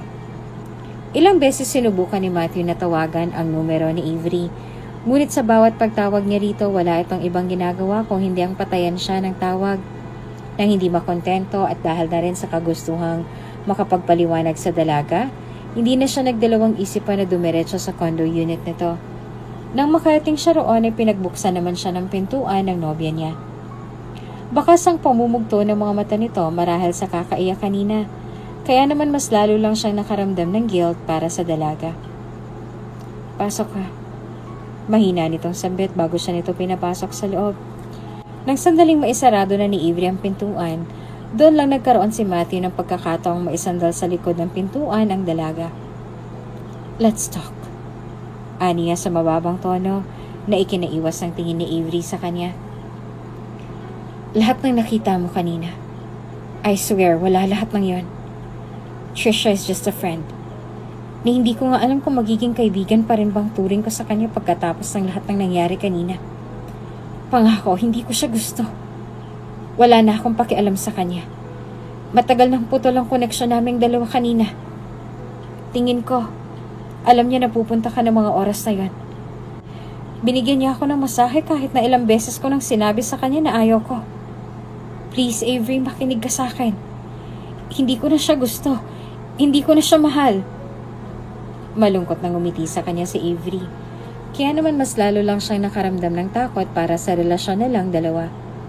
Alam niya kasi na may mali na base sa paraan ng pagpapatuloy nito sa kanya kanina. Hindi mo naman kailangang magpaliwanag pa, Matthew. Alam ko naman na hindi rin naman magtatagal ang relasyon natin to. Sambit naman ni Avery na ikinabagsak ng mga balikat niya. Ikakasal na ako sa iba. Nakatakda ako magpakasal sa iba. Gustuhin man nating dalawa. Hanggang ganito na lang ang kahihinat na ng relasyong to. I am bound to marry someone else. Hindi ikaw. Kaya, malaya kang bumalik sa kanya kung gugustuhin mo. Wala kang kasiguraduhan sa akin. No, Avery. Kahit na anong mangyari, hindi ako babalik sa kanya. Ikaw ang mahal ko. At ikaw lang ang babaeng paulit-ulit kong mamahalin. Aniya, bago niya masuyong hinawakan ang mukha ng nobya, na ikinaiwas lang nito ng tingin. Please, Avery, akin ka lang. Hindi ko hahayaang maagaw ka sa akin ng ibang lalaki. Walang kasiguraduhan tong relasyon nating dalawa, Matthew. Aniya sa mababang tono, bago ito nagbaba ng tingin. Kaya naman walang ibang nagawa si Matthew kung hindi ang muling iangat ang mukha niya nang ipinatong nito sa baba niya ang daliri niya. Ikakasal na ako sa iba. Wala akong pakialam, Avery. Kaya kitang ipaglaban kahit na anong mangyari. Aniya bago siya lumapit dito at masuyong hinalikan ang labi ng nobya. Kaya kitang agawin sa asawa mo kahit na anong mangyari. Akin ka lang, Avery. Akin ka lang. Aniya bago niya muling hinalikan ang labi ng nobya. Hindi kalaunan ay tuluyan na rin bumigay si Avery sa mga halik niya. Ang halikan nilang yon ay unti-unting lumalim. Hanggang sa hindi kalaunan ay tuluyan na ngang may nangyari sa kanila ng gabing yon. Walang ibang nagawa si Matthew kung hindi ang paulit-ulit na bigyan ng assurance ang nobya. Kahit na mahirap para kay Avery, ay mas ninais niya na lang na pakinggan ang lahat ng pangako ni Matthew sa kanya. Hindi kalaunan ay tuluyan na rin siyang bumigay sa lahat ng pakiusap at pangako nito sa kanya. Halata rin kasi sa boses ni Matthew at sa paraan nito ng pangangako sa kanya na seryoso siya. Kaya naman hindi kalaunan ay tuluyan na rin siyang bumigay at naniwala sa mga ito. Sa mga sumunod na linggo ay nagpatuloy lang ang pagkikita nilang dalawa. Napapansin na ng mga magulang niya ang lihim na pakikipagrelasyon ni Avery. Kaya naman hindi na rin sila nagdalawang isip pa na gumawa ng paraan upang maipakilala na ang lalaking ipapakasal sa kanya. Please, anak. Muling pakiusap ng nanay nito na lihim niyang inismeran. Umaasa ang mga magulang ni Vince na makikipagkita ka sa kanila. Kahit na meet up lang muna, anak. Hindi rin naman namin kayo mamadaliin sa ngayon ay meet up lang muna. Ngiti pa nito. Tulad ng pakiusap ng nanay niya, wala na siyang ibang nagawa kung hindi ang tanguan na lang lahat ng pakiusap nito sa kanya. Hindi ko alam kung anong gagawin ko, Matthew. Sagot ni Avery sa kanya nang tawagan siya ni Matthew kinagabihan. Gusto nila ako magpakita sa meet-up bukas. Ilang beses ko na rin sinabi sa kanila na may nobyo na ako. Pero paulit-ulit lang nilang ini-ignore lahat ng sinasabi ko. Hindi ko nga alam kung pinapakinggan ba talaga nila ako every time na babanggitin ko ang tungkol sa status ko. Gusto ko tuloy tumakas at magpakalayo-layo. Kung pwede nga lang talaga na magtana na lang tayong dalawa, di sana'y ginawa na natin noong una pa lang. Hindi kita pwedeng itanan, Ave. Sagot ni Matthew sa kabilang linya na ikinanguso niya bago siya lumiyad sa kamang kinasasadlakan niya ngayon. Nirespeto ko ang mga magulang mo. Ayaw ko rin itago sa kanila dahil lang sa gusto natin ng isa't isa. Ayaw ko rin namang gumawa ng isang bagay na ikakasakit ng dibdib nila. Baka mas lalo lang nila akong hindi tanggapin kung gagawin natin ang bagay na sinasabi mo. Dagdag ni Matthew na ikinanguso niya na lang. Sa ngayon ay makisakay ka na lang muna. Kapag naging okay na ang lahat, tsaka ako personal na makikipagkilala sa mga magulang mo, okay? Sa ngayon ay sumulpot ka muna sa lunch bukas. Balitaan mo na lang ako sa mga mangyayari. Dagdag pa ni Matthew. Dahil nga sa pasado alauna na ng madaling araw natapos ang usapan nila, hindi na rin naman nagtaka pa si Avery ng sandaling tanghaliin siya ng gising. Sa mga kasambahay niya na nalaman na nasa restaurant na raw ang mga magulang niya, kasama ang mga magulang ng lalaking ipapakasal sa kanya. Kaya naman hindi niya naiwasang magbugnot na lamang. Hindi na rin naman siya nagbihis ng elegante dahil para saan pa kung hindi niya naman gusto ang lalaking ipapare sa kanya. Minsan ay hindi niya maiwasang makaramdam ng galit para sa mga magulang niya nang dahil sa mga ginagawa ng mga ito sa kanya. Pakiramdam niya ay isa siyang hayop na ipinapamigay na lang kung kani-kanino. Isang alagang hayop na kapag nasa tamang edad na, pwede nang ipare sa mga alagang hayop na mapipili nila. Ni minsan ba ay trenato siya ng mga ito bilang anak nila? Pinalaki nga siya sa luho, ngunit ipinagkait naman sa kanya ang lahat, maging ang kalayaan niya. Minsan ay hindi niya rin mapigilan ang sarili niyang questionin lahat ng bagay na meron siya. Tama bang dahil lang sa sila ang nagbigay sa kanya ng buhay nung una pa lang? Dapat bang pati sa pagpili niya sa mga desisyon na para sa ikabubuti niya ay nakikisama sila? Bakit pa nila ito inanak kung ganon? Kung ganon na pati sa pagdedesisyon ay nakikisawsaw silang mag-asawa. Nasa malayo pa lang ay kitang-kita niya na ang mukha ng pamilyar na lalaki sa paningin niya. Mabilis niyang natutup ang sariling bibig mula sa kinatatayuan niya nang dahil sa labis na gulat na makita si Matthew na naroroon sa isang mesa kasama ng mga magulang niya. May kasama ito kaya naman natitiyak niya kung ano man ang naglalaro sa isip niya ngayon. Marahil nga ay tama lahat ng iyon. Sa halip na umatras ay mas ninais niya na lang na maglakad patungo sa mesa ng mga ito. Natigil ang tawanan ng mga magulang nila nang sandaling mag-angat ng tingin ng nanay niya bago siya nito tinawag na nakapagpadiretso sa likod ni Matthew mula sa kinauupuan nito. Avery! Tawag nito dahilan upang mabilis na umupo si Avery mula sa upuang ibinigay ng mga magulang niya sa kanya. Everyone, this is my unika iha, my Avery. Avery anak, this is Vince Matthew, your future husband. Dagdag pa nito.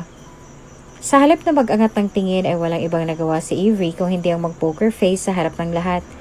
Kaya naman walang ibang nagawa ang nanay niya kung hindi ang nahihiya siyang sikuhin sa tagiliran bago iniba ang topic nila ng mga sandaling yon. Mula sa pwesto niya ay naramdaman niya ang mga titig ni Matthew sa kanya at sa halip na gantihan ang lahat ng ito ay wala itong ibang ginawa kung hindi ang magbaba ng tingin sa pinggan na nasa harap niya. Pagpasensyahan niya na si Avery, wala kasi siya sa mood ngayon. Sabit ng daddy niya na inismera niya na lang. Huwag kang mag-alala, Antonio, naiintindihan namin ang anak mo. And besides, kahit sino naman ay magugulat sa mga nangyayari ngayon, hindi ba? Sambit ng isang matandang lalaki na natitiyak niyang tatay ni Matthew. Ilang minuto lang ang nakalipas ay naramdaman niya ang pag-vibrate ng cellphone niya sa purse na dala niya. Sa halip na pagmasdan niyon ay walang iba nagawa si Avery kung hindi ang manahimik na lang. Mula sa upuan niya, ay rinig niya ang buntong hininga ni Matthew kaya naman natitiyak niyang ito ang nagpadala ng mensahe sa kanya kanina. Nagagalit ba siya? Oo. Sino ba namang hindi magagalit? Hindi ba? Pakiramdam niya ay pinaglaruan siya ni Matthew. Alam na pala nito na siyang ipapakasal sa kanya pero bakit hindi mo lang sinabi ni Matthew sa kanya ang tungkol sa bagay na yon? Tuwang-tuwa ba talaga ito sa tuwing makikita niya si Avery na nagmumukhang tanga sa tuwing ikukwento nito sa kanya ang tungkol sa nalalapit niyang kasal sa estrangherong gusto ng mga magulang niya? Na bandang huli ay siya lang pala. Avery, all this time, Matthew? Sambit niya nang sinundan niya ito palabas ng restaurant pang sandaling mag-walk out siya nang hindi niya kinayang ambience sa loob. All this time? Alam mo na pala na ako ang ikakasal sa'yo. Gaano ba kabigat sa'yo na sabihin sa akin ang tungkol sa bagay na yon? Ano? Tuwang-tuwa ka ba kapag nakikita mo akong nahihirapan, ha? Avery, huwag mo akong hahawakan. Sigaw ni Avery sa kanya nang sinubukan ni Matthew na hawakan ang braso niya. Alam mo naman na ayaw ka sa lahat yung sinungaling. Talaga bang kinagago mo ako nung una pa lang? Hindi ko sinabi sa'yo dahil alam kong mabibigla ka lang. Bullshit! Sigaw ni Avery sa mismong mukha niya na hindi niya kinibo. Sa halip ay nanatili lang siya nakatayo sa harapan nito. Umamin ka nga sa akin. Yung paglapit mo ba sa akin sa bar? Lahat ba nang yun planado mo o nagkataon lang? Ang lolo ko mismo ang nagsabi sa akin na nakatakda akong ipakasal sa anak ng isa sa mga kasosyo niya sa negosyo. Gusto kong pag-aralan ka mula sa malayo. Kilalanin ka. Kung okay ka bang talaga at wala akong magiging... Ina naman oh. Natatawa niyang singhal bago siya magkasunod na umiling na animong nadismaya pa sa narinig sa nobyo. So, planado mo nga ang lahat ng yan. Ilang buwan mo ako minanmanan sa malayo? 3 buwan? 4 na buwan? 2 taon? Seryoso ka ba, Matthew? Avery, mahal kita. I'm not asking you, so cut the crap. Singhal niya na hindi naman ikinibo ni Matthew. Alam ng Diyos kung gaano kong kinamumuhian ang mga taong sinungaling katulad mo. Kung tulad mong gago at sinungaling ang ipapakasal sa akin, much better na wag na lang. Avery, simula ngayon, tapos na tayong dalawa. Avery! Shut up! Aniya bago siya nagmamadaling umalis sa lugar na yon. Walang iba nagawa si Matthew kung hindi ang mapasabunot na lang sa buhok bago siya napaupo sa gutter na naroroon upang ikalma ang sarili. Nang dahil sa pinaghalong galit at inis para sa nobyo, walang ibang nagawa si Avery kung hindi ang nagmamadaling mag-alsabalutan ng gamit niya sa bahay ng mga magulang niya. Hanggang ngayon ay wala pa rin ito. Natitiyak niya rin napipigilan siya ng mga ito sa oras na maabutan siya ng mga ito sa ginagawa niya. Kaya naman bago pa man sila umuwi ay nagdesisyon na siyang magmadali at huwag nang magpaabot pa sa mga ito. Bumili siya ng ticket patungo sa Italy. Sa katunayan ay wala naman talaga siyang planong magtago sa mga magulang niya, lalong-lalo na kay Matthew, na natitiyak niyang gagawa agad ng paraan upang mahanap lang siya. Oo, mahal niya si Matthew. Iyon din ang dahilan sa kung bakit mabilis niyang pinagsisihan lahat ng mga salitang binitawan niya rito kahapon. Wala naman talaga siyang balak magtago. Ang gusto niya lang naman ay lumanghap ng sariwang hangin habang paulit-ulit na pinoproseso sa isip niya lahat ng mga pinagtanunan nila kahapon. Mahal niya si Matthew at nasisigurado niya rin naman sa sarili niya na may plano talaga siyang magpakasal sa nobyo niya. Sa katunayan nga ay hindi niya maintindihan ang sarili niya sa kung bakit bigla na lamang siyang nakaramdam ng inis para sa lalaking iyon. Gayong okay naman silang dalawa. Bukas naman ang isip nila sa lahat kaya naman hindi na rin naging mahirap para sa kanila ang relasyong meron sila. Ang hindi niya talaga maintindihan ay kung bakit nakaramdam pa rin siya ng inis para dito. May plano rin naman silang magpakasal kaya bakit gano'n na lang ang naging reaksyon niya? Hindi ba dapat ay maging masaya pa siya dahil tila ba nagiging madali na lang para sa kanya ang lahat? Busangot ang mukha niya ng sandaling pinagmasdan niya sa mesa ang telepono niyang magmula nung nakaraang linggo ay nakapatay na. May 2 linggo na siyang walang internet kaya naman natitiyak niyang hanggang ngayon ay kinokontak at hinahanap na rin siya ni Matthew. Paniguradong nag-aalala iyon ngayon kaya naman, bakit ko nga ba siya iniisip? Tanong niya sa sarili bago siya umismid at nagtabo na lang ng mukha gamit ang magazines na hawak niya magmula pa kanina. Hindi niya alam kung bakit pero tila ba pabago-bago ang mood niya nitong mga nagdaang araw. Mas lalo lamang siyang nakaramdam ng pagkabalisa at pagkalito nang sandaling mag-umpisang sumama ang pakiramdam niya nitong mga nagdaang araw. Madalas siyang nagsusuka, lalong-lalo na tuwing umaga. Hindi niya na rin gusto ang amoy ng ginisang bawang kaya naman bihira na lang siya kung kumain ng fried rice ngayon. At isa pa, ay bakit ganito ang nararamdaman niya? Para bang may nararamdaman siyang kakaiba sa katawan niya. Isang pakiramdam na bago para sa kanya. Posible nga bang buntis ako? Aniya sa sarili bago nagilid ang mga luha sa mata niya nang makita ang 2 pulang marka sa pregnancy test na ginamit niya ngayong umaga. Buntis ako. At si Matthew ang ama. Naiiyak niya pang dagdag bago niya hinawakan ang pregnancy test na yon at niyakap ang sarili niya. Aaminin niya man o sa hindi, ay isa iyon sa mga bagay na matagal na nilang hinihintay ni Matthew. Ngayong abot kamay niya na ang lahat, hindi niya rin naman mapigilang makaramdam ng excitement. Nawala lang naman ang excitement na yon nang maalala ang lagay ng relasyon nila ngayon. May 1 buwan na siya sa ibang bansa at may 1 buwan na rin siyang walang contact sa lahat. Maging kay Maxie at mga magulang niya, natitiyak niyang may ilang linggo na rin siyang sinusubukang tawagan.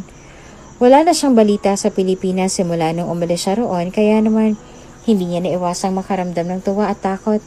Lalo na ngayong uuwi siya ng Pilipinas dala ang balitang buntis siya. Alam niyang hindi madidismaya ang mga magulang niya, lalo na't silang 2 naman ni Matthew ang ikakasal. Ang ikinakatakot niya lang ngayon ay ang posibleng maramdaman ni Matthew sa oras na malaman niyang ipinagbubuntis niya ang anak na minsan na rin nilang pinangarap noon. Ano kayang mararamdaman niya? Saan ka nang galing, Avery? Mabilis sa sambit ng nanay niya bago siya nito niyakap nang sandaling makarating siya sa Pilipinas at doon agad sa mansyon ng mga magulang niya siya unang dumiretso. Alam mo bang marami nang nangyari rito simula nung umalis ka? Nag-unwind lang ako, ma. At saan ka naman dinala ng pag-a-unwind mo? Bata ka? Singhal nito na bahagya niyang ikinanguso. May 1 buwan ka namin kinukontak at pinapahanap ng tatay mo pero ni hindi ka malang namin mahanap. Maging si Matthew ay nag-aalala na sa kung saang lupalop ka na nagsususuot. Alam mo bang kung hindi dahil sa'yo, hindi siya maa-aksidente? Tanong nito. Agad na nakaramdam ng gulat si Avery nang dahil sa narinig. Mabilis naman na napatutop ang nanay niya ng sariling bibig bago umiling sa sarili na animong nadismaya pa dahil tila ba nadulas lang siya sa sinabi nito. Hindi kalaunan ay marahan niyang hinawakan ng mga nanginginig na kamay ng anak niya hanggang ngayon ay hindi pa rin makapagsalita ng dahil sa binalita niya. Anong nangyari kay? Wala kang kasalanan, Avery. Nabigla lang ako sa sinabi ko kanina. Walang may gusto nang nangyari sa kanya, iha. Sambit nito na hindi agad rumihistro sa utak niya. Na-aksidente si Matthew. Hanggang ngayon ay nasa ICU pa rin siya at patuloy na iniimbestigahan. Nagkaroon siya ng fracture sa bungo ng dahil sa aksidente kaya ngayon wala pa rin siyang malay. Imposible, ani ang bulong bago niya binitniwan ang mga maleta niya at agad na umalis sa bahay na iyon upang dumiretso sa ospital. Nagunahang bumagsak ang mga luha sa kilid ng mga mata niya lalo na nang makita niya sa salamin ang namumutlang katawan ng lalaking mahal niya. Kalunos-lunos ang itsura nito. Medyo magaling na ang sugat nito sa ulo na tanging benda na lang nitong nakakover sa sugat niya. Wala rin siyang buhok. Marahil siguro sa naging operasyon kaya kailangan siyang kalbuhin. May kung ano ring aparatong nakakabit sa kanya kaya naman natitiyak niyang nakikipaglaban pa rin si Matthew sa kamatayan hanggang ngayon. Anong ginagawa mo rito? Agad na bumaling ng tingin si Avery sa gilid niya at hindi siya nagtaka pa nang makita niya si Trisha na ngayon ay kunot noong nakatitig sa kanya. May dala itong bulaklak na natitiyak niyang para sa nobyo niya. Ang sabi ko, binibisita ko lang ang nobyo ko. Sagot ni Avery sa kanya na bahagya nitong tinawanan. Ikaw ang dapat kang tinatanong yan. Anong ginagawa mo rito at bakit nandito ka? Binibisita ko lang din ang boyfriend ko. Sagot ni Trisha sa kanya bago mapaglarong umiti sa kanya na ikinaangat ng kilay niya. Pagkatapos ng lahat ng ginawa mo sa kanya, nandito ka ngayon? Bakit? Nasaan ka ba nung inoperahan siya, Avery? Nasaan ka nung mga panahong nangangailangan siya ng donor ng dugo para sa operasyon? Nasaan ka nung naghihirap siya? Hindi ba't nasa ibang bansa ka at nagtatago? Hindi ako kailanman nagtago sa kanya. Sinungaling ka. Singhal ni Trisha sa kanya bago siya nito nilingon na animong nakakadiri siyang tao. If I were you, huwag ka nang magpapaabot pa kay Matthew. Galit na galit sa'yo ang buo niyang pamilya, lalong-lalo ng mga magulang niya. Alam mo ba kung bakit? Kung hindi dahil sa paghahanap niya sa'yo at kung hindi dahil sa pagtatago mo sa kanya, hindi siya maa-aksidente, Avery. Alam mo rin ba na madami ang nadamay sa aksidente sa pagiging isip bata mo? Isipin mo na lang, ang 3 buhay ng mga inosenteng bata na nadamay ng dahil sa'yo. Maawa ka naman sa kanila. Dagdag pa niya bago siya nito inismeran at tinalikuran. Walang ibang nagawa si Avery kung hindi ang manahimik na lang bago niya pinunasan ang sarili niyang luha na dumaloy sa gilid ng mga mata niya. Aaminin niya man o sa hindi, ay wala siyang ibang sinisisi ngayon kung hindi ang sarili niya. Marahil ay tama si Trisha sa mga sinabi niya. Kung hindi dahil sa pagtatago niya at sa paghahanap ni Matthew sa kanya, hindi ito maa-aksidente. Kung hindi dahil sa ginawa niyang pagtatago, di sana'y kasama niya pa rin si Matthew hanggang ngayon. Kung hindi dahil sa ginawa niya, di sana'y masaya silang dalawa ni Matthew hanggang ngayon. Marahil nga'y tama si Trisha. Nakasalanan niyang lahat dahil masyado siyang nagpadala sa sarili niyang emosyon. Tanga. Tanga na nga sa pagpili ng desisyon para sa sarili niya. Tanga pa sa pag-aalaga sa mga taong nakapaligid sa kanya. San pa ba siya nagkulang? Nang sandaling magkaroon ng malay si Matthew ay ang mukha agad ng dati niyang nobya ang hinanap niya. Kahit na nangihina ay sinikap niya pa rin lumiyad sa kama upang halugugin ang kabuuan ng kwarto niya upang makita na rin si Trisha. Nang dahil sa aksidente ay mabilis na nawala sa alaala niya ang lahat. Ang tangi na lamang niyang naaalala ngayon ay mukha ni Trisha. Maging ang mga kasalanan nito sa kanya noon ay nakalimutan niya nang dahil sa aksidente. Kaya naman ganito niya na lang kung hanapin ang dati niyang nobya noon. Sino ka?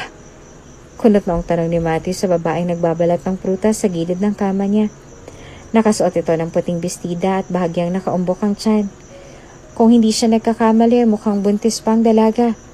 Walang iba nagawa ang babae kung hindi ang mabilis na lumingon sa kanya at animong nagulat pa nang marinig ang boses nito na nagsalita sa mismong harapan niya.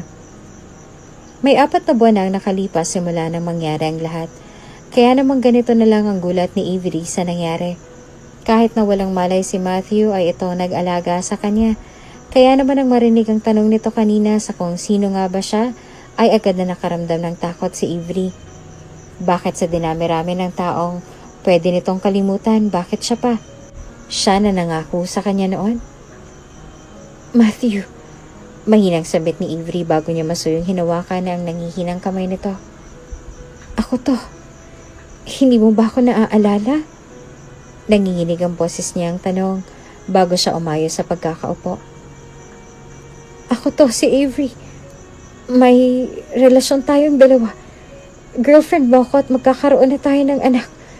Magpapakasal na sana tayo ng huli pero naaksidente ka. Nasaan si Trisha? Tanong nito sa kanya na ikinaguho ng mundo ni Avery. Siya lang ang girlfriend ko. Hindi ko alam kung anong pinagsasasabi mo. Si Trisha lang ang girlfriend ko. Matthew! Oh my God! Sambit agad ni Trisha nang pumasok siya sa kwarto nito at ang eksenang yun agad ang pumungad sa mga mata niya. Sa halip na makaramdam ng selos ay mas inuna na lang ni Trisha na lumapit sa binata upang yakapin ito. Kitang-kita naman ni Avery kung paano yumakap pabalik si Matthew sa dati nitong nobya. Kaya naman wala siyang ibang naramdaman kung hindi ang selos na matagal niya nang inipon noon. Ni minsan na hindi siya nagselos sa relasyon ni na Matthew at ni Trisha. Pero ngayon, hindi niya maintindihan kung bakit ganito na lang ang nararamdaman niya. I love you. Mahinang sambit ni Matthew sa kanya habang nananatili pa rin nakayakap sa dati niyang nobya. Ginawa ni Avery ang lahat na makakaya niya upang pigilan ang sarili niya magwala sa kwartong yon. Sa halip na sabunutan si Trisha at sumbatan si Matthew ay wala siyang ibang nagawa kung hindi ang tahimik na lang na umiling bago siya nagdesisyong lumabas ng kwarto nito. Hindi naman napansin ng dalawang pag-alis niya dahil wala namang ibang importante para sa kanilang dalawa kung hindi ang makasamang isa't isa. Si Trisha na animong matagal nang nangungulila sa nobyo niya at si Matthew na walang maalala kung hindi ang dati niyang relasyon sa dati niyang nobya. Kahit na ganoon ay ilang beses pa rin sinubukan ni Avery na ipaalala kay Matthew ang lahat. Wala siyang ibang natatanggap na sagot dito kung hindi ang puro paninigaw at pananaboy sa kanya. Minsan ay nagkakaroon ng masamang epekto kay Matthew ang ginagawa niya, kaya naman ang mismong pamilya niya na rin at ang pamilya nito ang pumigil sa kanya sa mga ginagawa niya. Hayaan mo na lang muna natin, Iha. Sambit nito ng nanay ni Matthew sa kanya na ikinayuko niya na lang sa sobrang lungkot. Kung talagang mahal ka ni Matthew, maaalala at maaalala ka niya. Sa ngayon, kung masamang epekto mo sa kanya at sa paggaling niya, tingin ko, ikaw na lang munang pansamantalang umiwas sa ngayon. Kung mahal ka talaga ng anak ko, gagawa siya ng paraan upang mabalikan ka niya. Huwag na muna ngayon dahil nagpapagaling pa siya. Pakiusap nito sa kanya na hindi kalaunan ay tinanggap niya na rin. Naging mahirap para sa kanya ang lahat, lalo na nang mag-isa siyang nagbuntis sa anak nilang dalawa. Ni minsan ay hindi niya sinabi sa mga magulang niya o sa mga magulang ni Matthew na buntis siya, kaya naman mag-isa niyang hinarap ang lahat. Ayaw rin namang isipin ni Avery na baka isipin ng mga magulang niya na nagpabuntis siya sa ibang bansa upang ipaako kay Matthew ang lahat. Wala silang kaalam-alam na may sikreto silang relasyon noong una pa lang, kaya naman natitiyak niyang baka ganon ang isipin ng mga magulang niya. Nang makalabas sa ospital si Matthew, muli niya itong pinakausapan na sana ay makinig sa kanya. Habang wala si Trisha ay sinamantala niya ang pagkakataong yon upang makausap sana si Matthew.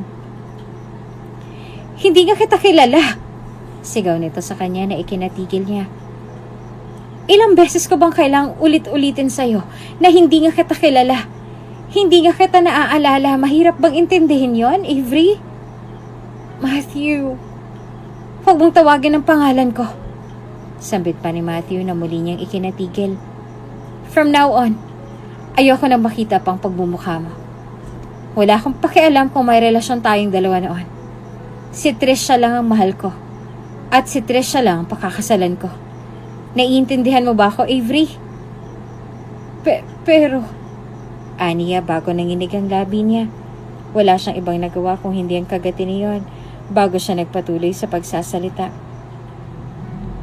Paano ang anak nating dalawa, Matthew? May anak tayong dalawa.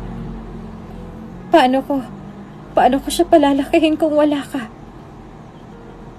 Then abort it. Suwestyon nito na ikinamilog ng mga mata ni Avery sa gulat. Since hindi ako sigurado na akin yung batang yan, at since wala akong naaalalang may naging relasyon tayong dalawa, abort mo na lang. Wala na akong pakialam kung anong gagawin mo sa bata. Ang akin lang, lumayo ka na at huwag ka nang babalik. Hindi hayop ang anak natin, Matthew. Sambit ni Avery na animong nasasaktan sa suwestyon ng nobyo niya. Hindi hayop ang anak ko na ipapalaglag mo na lang kung kailan mo gugustuhin. Kung ayaw mong humarap sa responsibilidad mo, kahit sa anak na lang nating dalawa. Fine. Hindi ko nahihingi ng kamay mo. Kaya kong palakihin ang bata nang ako lang mag-isa. Aniya, bago pa niya binigyan ng isang dismayadong tingin ang lalaking nakaupo sa wheelchair, bago niya ito tinalikuran na ikinahinga niya na lang ng malalim. Sa kabilang banda ay bahagya namang nakaramdam ng lungkot si Matthew nang makita kung paanong lumuha ang babaeng yon sa harapan niya. May nararamdaman siyang sakit sa dibdib na hindi niya maintindihan kung saan nanggagaling. Nawala lang naman ang isip niya sa bagay na yon ang sandaling maramdaman niya si Trisha na yumakap sa kanya at yumuko sa pisngi niya upang halikan siya rito na ikinangiti niya na lang.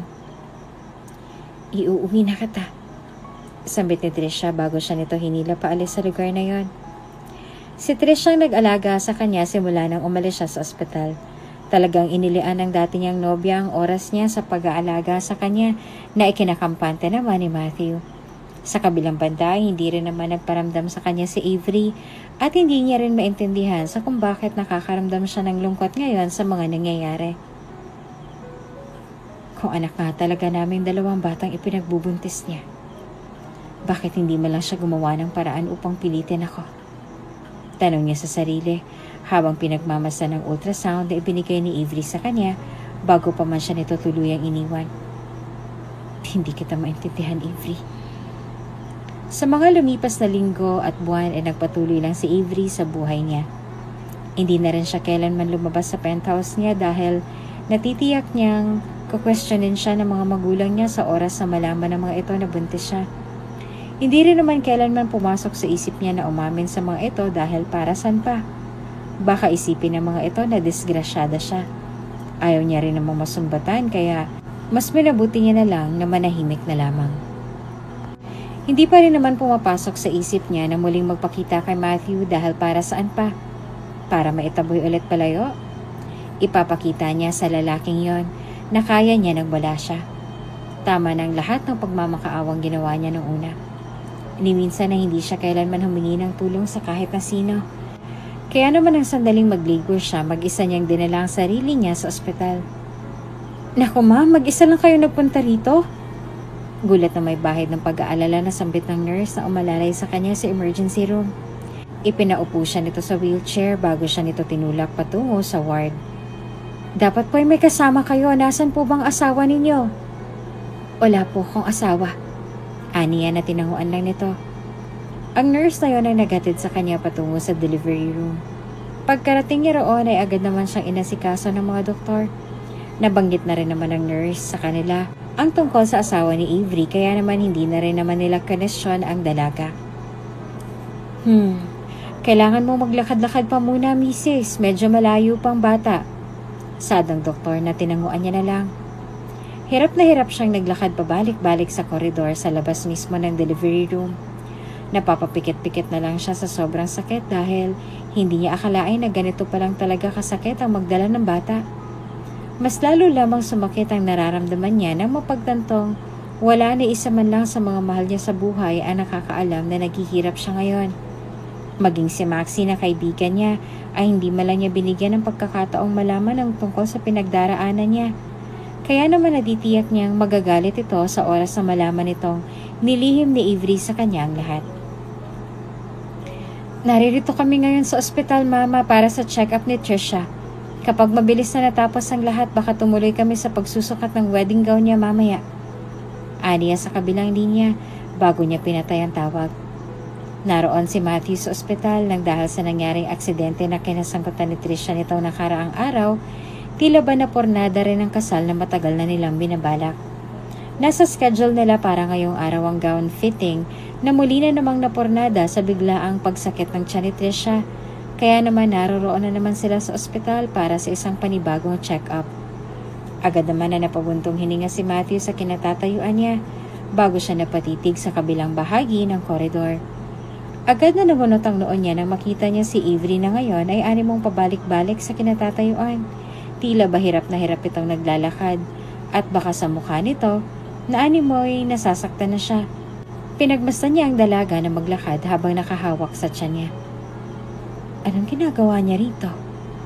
Bulong niya sa sarili bago siya nagdesisyong magtungo sa direksyon nito. Natigil siya sa paglalakad palapit dito nang bigla na lamang bumalik si Avery sa loob ng pintuang naroroon. Mas lalo lamang siyang nakaramdam ng gulat nang makita niyang sa delivery room ito pumasok. Posible bang? Aniya bago niya muling kinuha ang telepono niya sa bulsa. Hindi na rin naman siya nagdalawang isipan na tawagan ang banker niya. Mikey? Yes sir, may problema po ba? Kailangan ko ng tulong mo ngayon. Aniya sa sariling banker na tinanguan ito sa kabilang linya. Maganda ka ng 10 milyon. I-deposit mo agad sa account ni Avery Soriano. Bili niya bago niya tuluyang pinatay ang tawag. Hindi kalaunan ay naging successful ang delivery ni Avery sa anak nilang dalawa ni Matthew. May ngiting nakaukit sa labi niya nang sandaling kinuha niya ang bata sa kamay ng doktor na nag-abot nito sa kanya. It's a girl! Saad nito na mas lalo niyang ikinangiti. Nang makita at mahawakan ng anak ay doon niya lang naramdaman ang sayang ni minsan ay hindi niya naramdaman sa buhay niya noon pa man. Hindi niya maitatangging ang anak nila ang naging dahilan kung bakit nagkaroon ng liwanag ang buhay niya. Kung alam niya lang na ang anak nilang dalawa ni Matthew magiging dahilan sa kung bakit mararamdaman niya ang lahat ng ito, sana nung una pa lang ay pumayag na siyang maikasal kay Matthew. Kung hindi lang ba siya nagtago sa Italy noon, may pag-asa pa ba na naaksidente si Matthew? Ang sabi ng nanay niya ay, kung hindi dahil sa kanya, hindi mawawala ang alaala ni Matthew at hindi ito maaaksidente. Kasalanan niya bang talaga ang lahat ng nangyari sa nobyo niya gayong hindi naman niya ito ginusto nung una pa lang?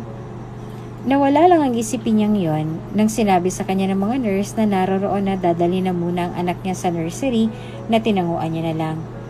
Nang sandaling makalabas ang lahat mula sa kwarto niya, ay siya namang pagpasok ng notification sa cellphone niya. Mabilis na namilog ang mga mata niya nang sandaling nakita niyang nagdeposito ng 10 milyon si Matthew sa account niya.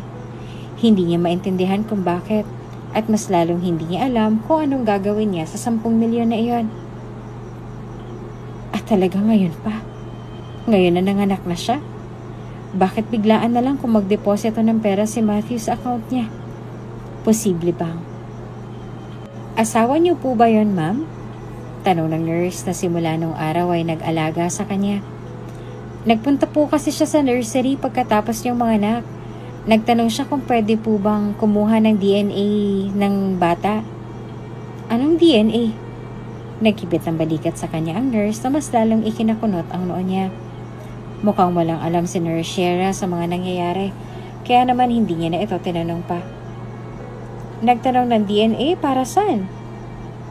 Posible bang? Mas lalo lamang namilog ang mga mata ni Avery lalo na nang sandaling pumasok si Matthew sa kwarto niya, may 3 araw lang nakalipas. Hindi niya alam kung saan siya magugulat. Sa bulaklak at mga prutas ba nitong dala? O sa presensya nitong hindi niya kailanman inaasahan? Nanganak ka na pala, sambit ni Matthew sa kanya bago niya ibinigay sa kanya ang bouquet na binili niya magmula pa kanina. Nandito lang ako para kamustahin ka at ang anak nating dalawa. Bakit? Tanong ni Avery sa kanya habang kunot noong nakamasid sa kanya na ikinabuntong hininga niya na lang. Alam ba ng fiancé mo na naririto ka? Isang singhap lang ang ginawa nito bago ito umiling sa kanya na ikinangisi na lang ni Avery. Hindi mo naman sinabi sa akin na interesado ka pala sa anak nating dalawa. Talagang nanghingi ka pa ng DNA, ha? Kamusta ang resulta? Negative pa? Natatawang tanong ni Avery sa kanya na namumula ang mga mata niyang ikinaiwas ng tingin. Ipaalam mo kay Trisha na naririto ka. Ayokong makatanggap ng reklamo galing sa mga doktor na nanggugulo yung girlfriend mo nang dahil sa akin at sa pagbisita mo rito. Ayoko ng gulo. Hanggat maaari, kaya sana ayusin mo muna yan. Hiniwalayan ko na siya.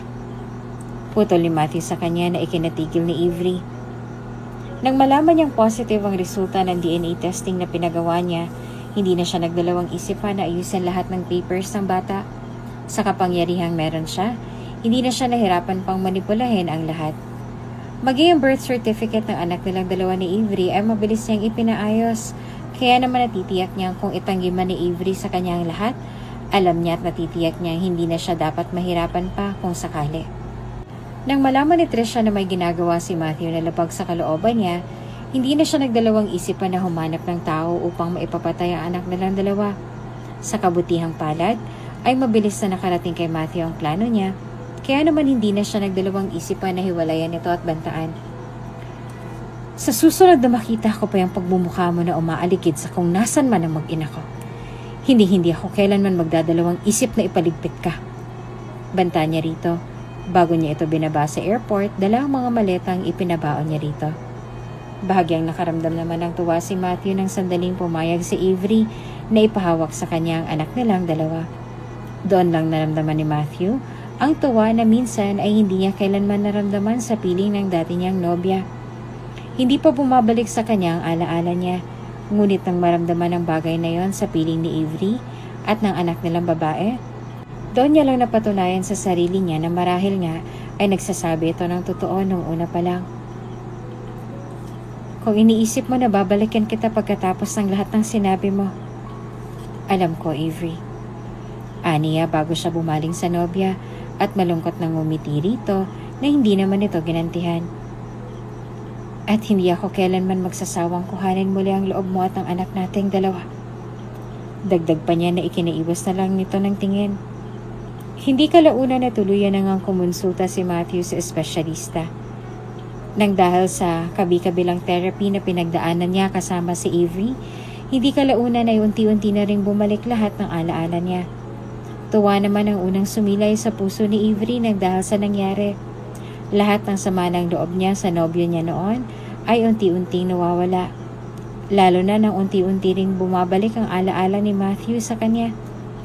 Nang tuluyan na ngang maibalik kay Matthew ang lahat, doon na siya nangako sa dalaga na ibabalik niya ang kung anumang nawala sa kanilang dalawa. Hindi man niya maibalik lahat ng mga salitang binitawan niya at ang oras na nasayang nang dahil sa ginawa niya ng una.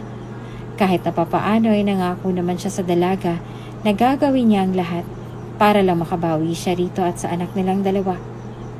Tulad ng pangako niya rito, hindi kalaunan ay tuluyan na rin bumalik ang nararamdaman nila sa isa't isa. Nang malaman ng mga magulang nilang nangyari sa kanila at sa apong itinago ni Avery sa kanila, hindi rin naman sila nagdalawang isipan na ibalik ang kung anumang napagkasunduan nila noon. At ito ay ang ikasalang mga anak nila sa isa't isa. Hindi na para sa negosyo, kung hindi para sa sarili-sarili nilang kagustuhan. Mamahalin kita ng higit pa sa pagmamahal na ibinigay mo sa akin noon. Pangako ni Matthew sa kanya, bago niya iniangat ang belo ni Avery na ikiningiti naman ito. Maraming salamat sa paghihintay sa akin, Avery. Mahal na mahal kita. Dagdag pa niya, bago niya sinapo ang pisngi ng dalaga upang mahalikan na rin ang tuluyan.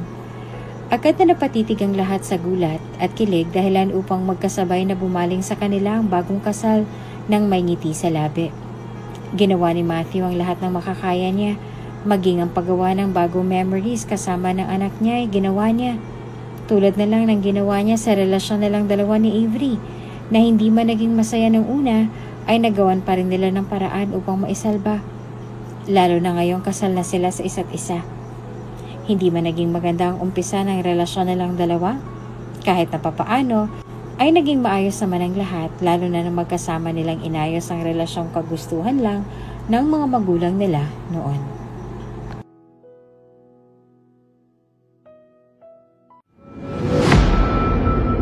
Kung bago ka pa lang sa channel na ito, Ate Jane TV, huwag kalimutang pindutin ang notification bell and subscribe button.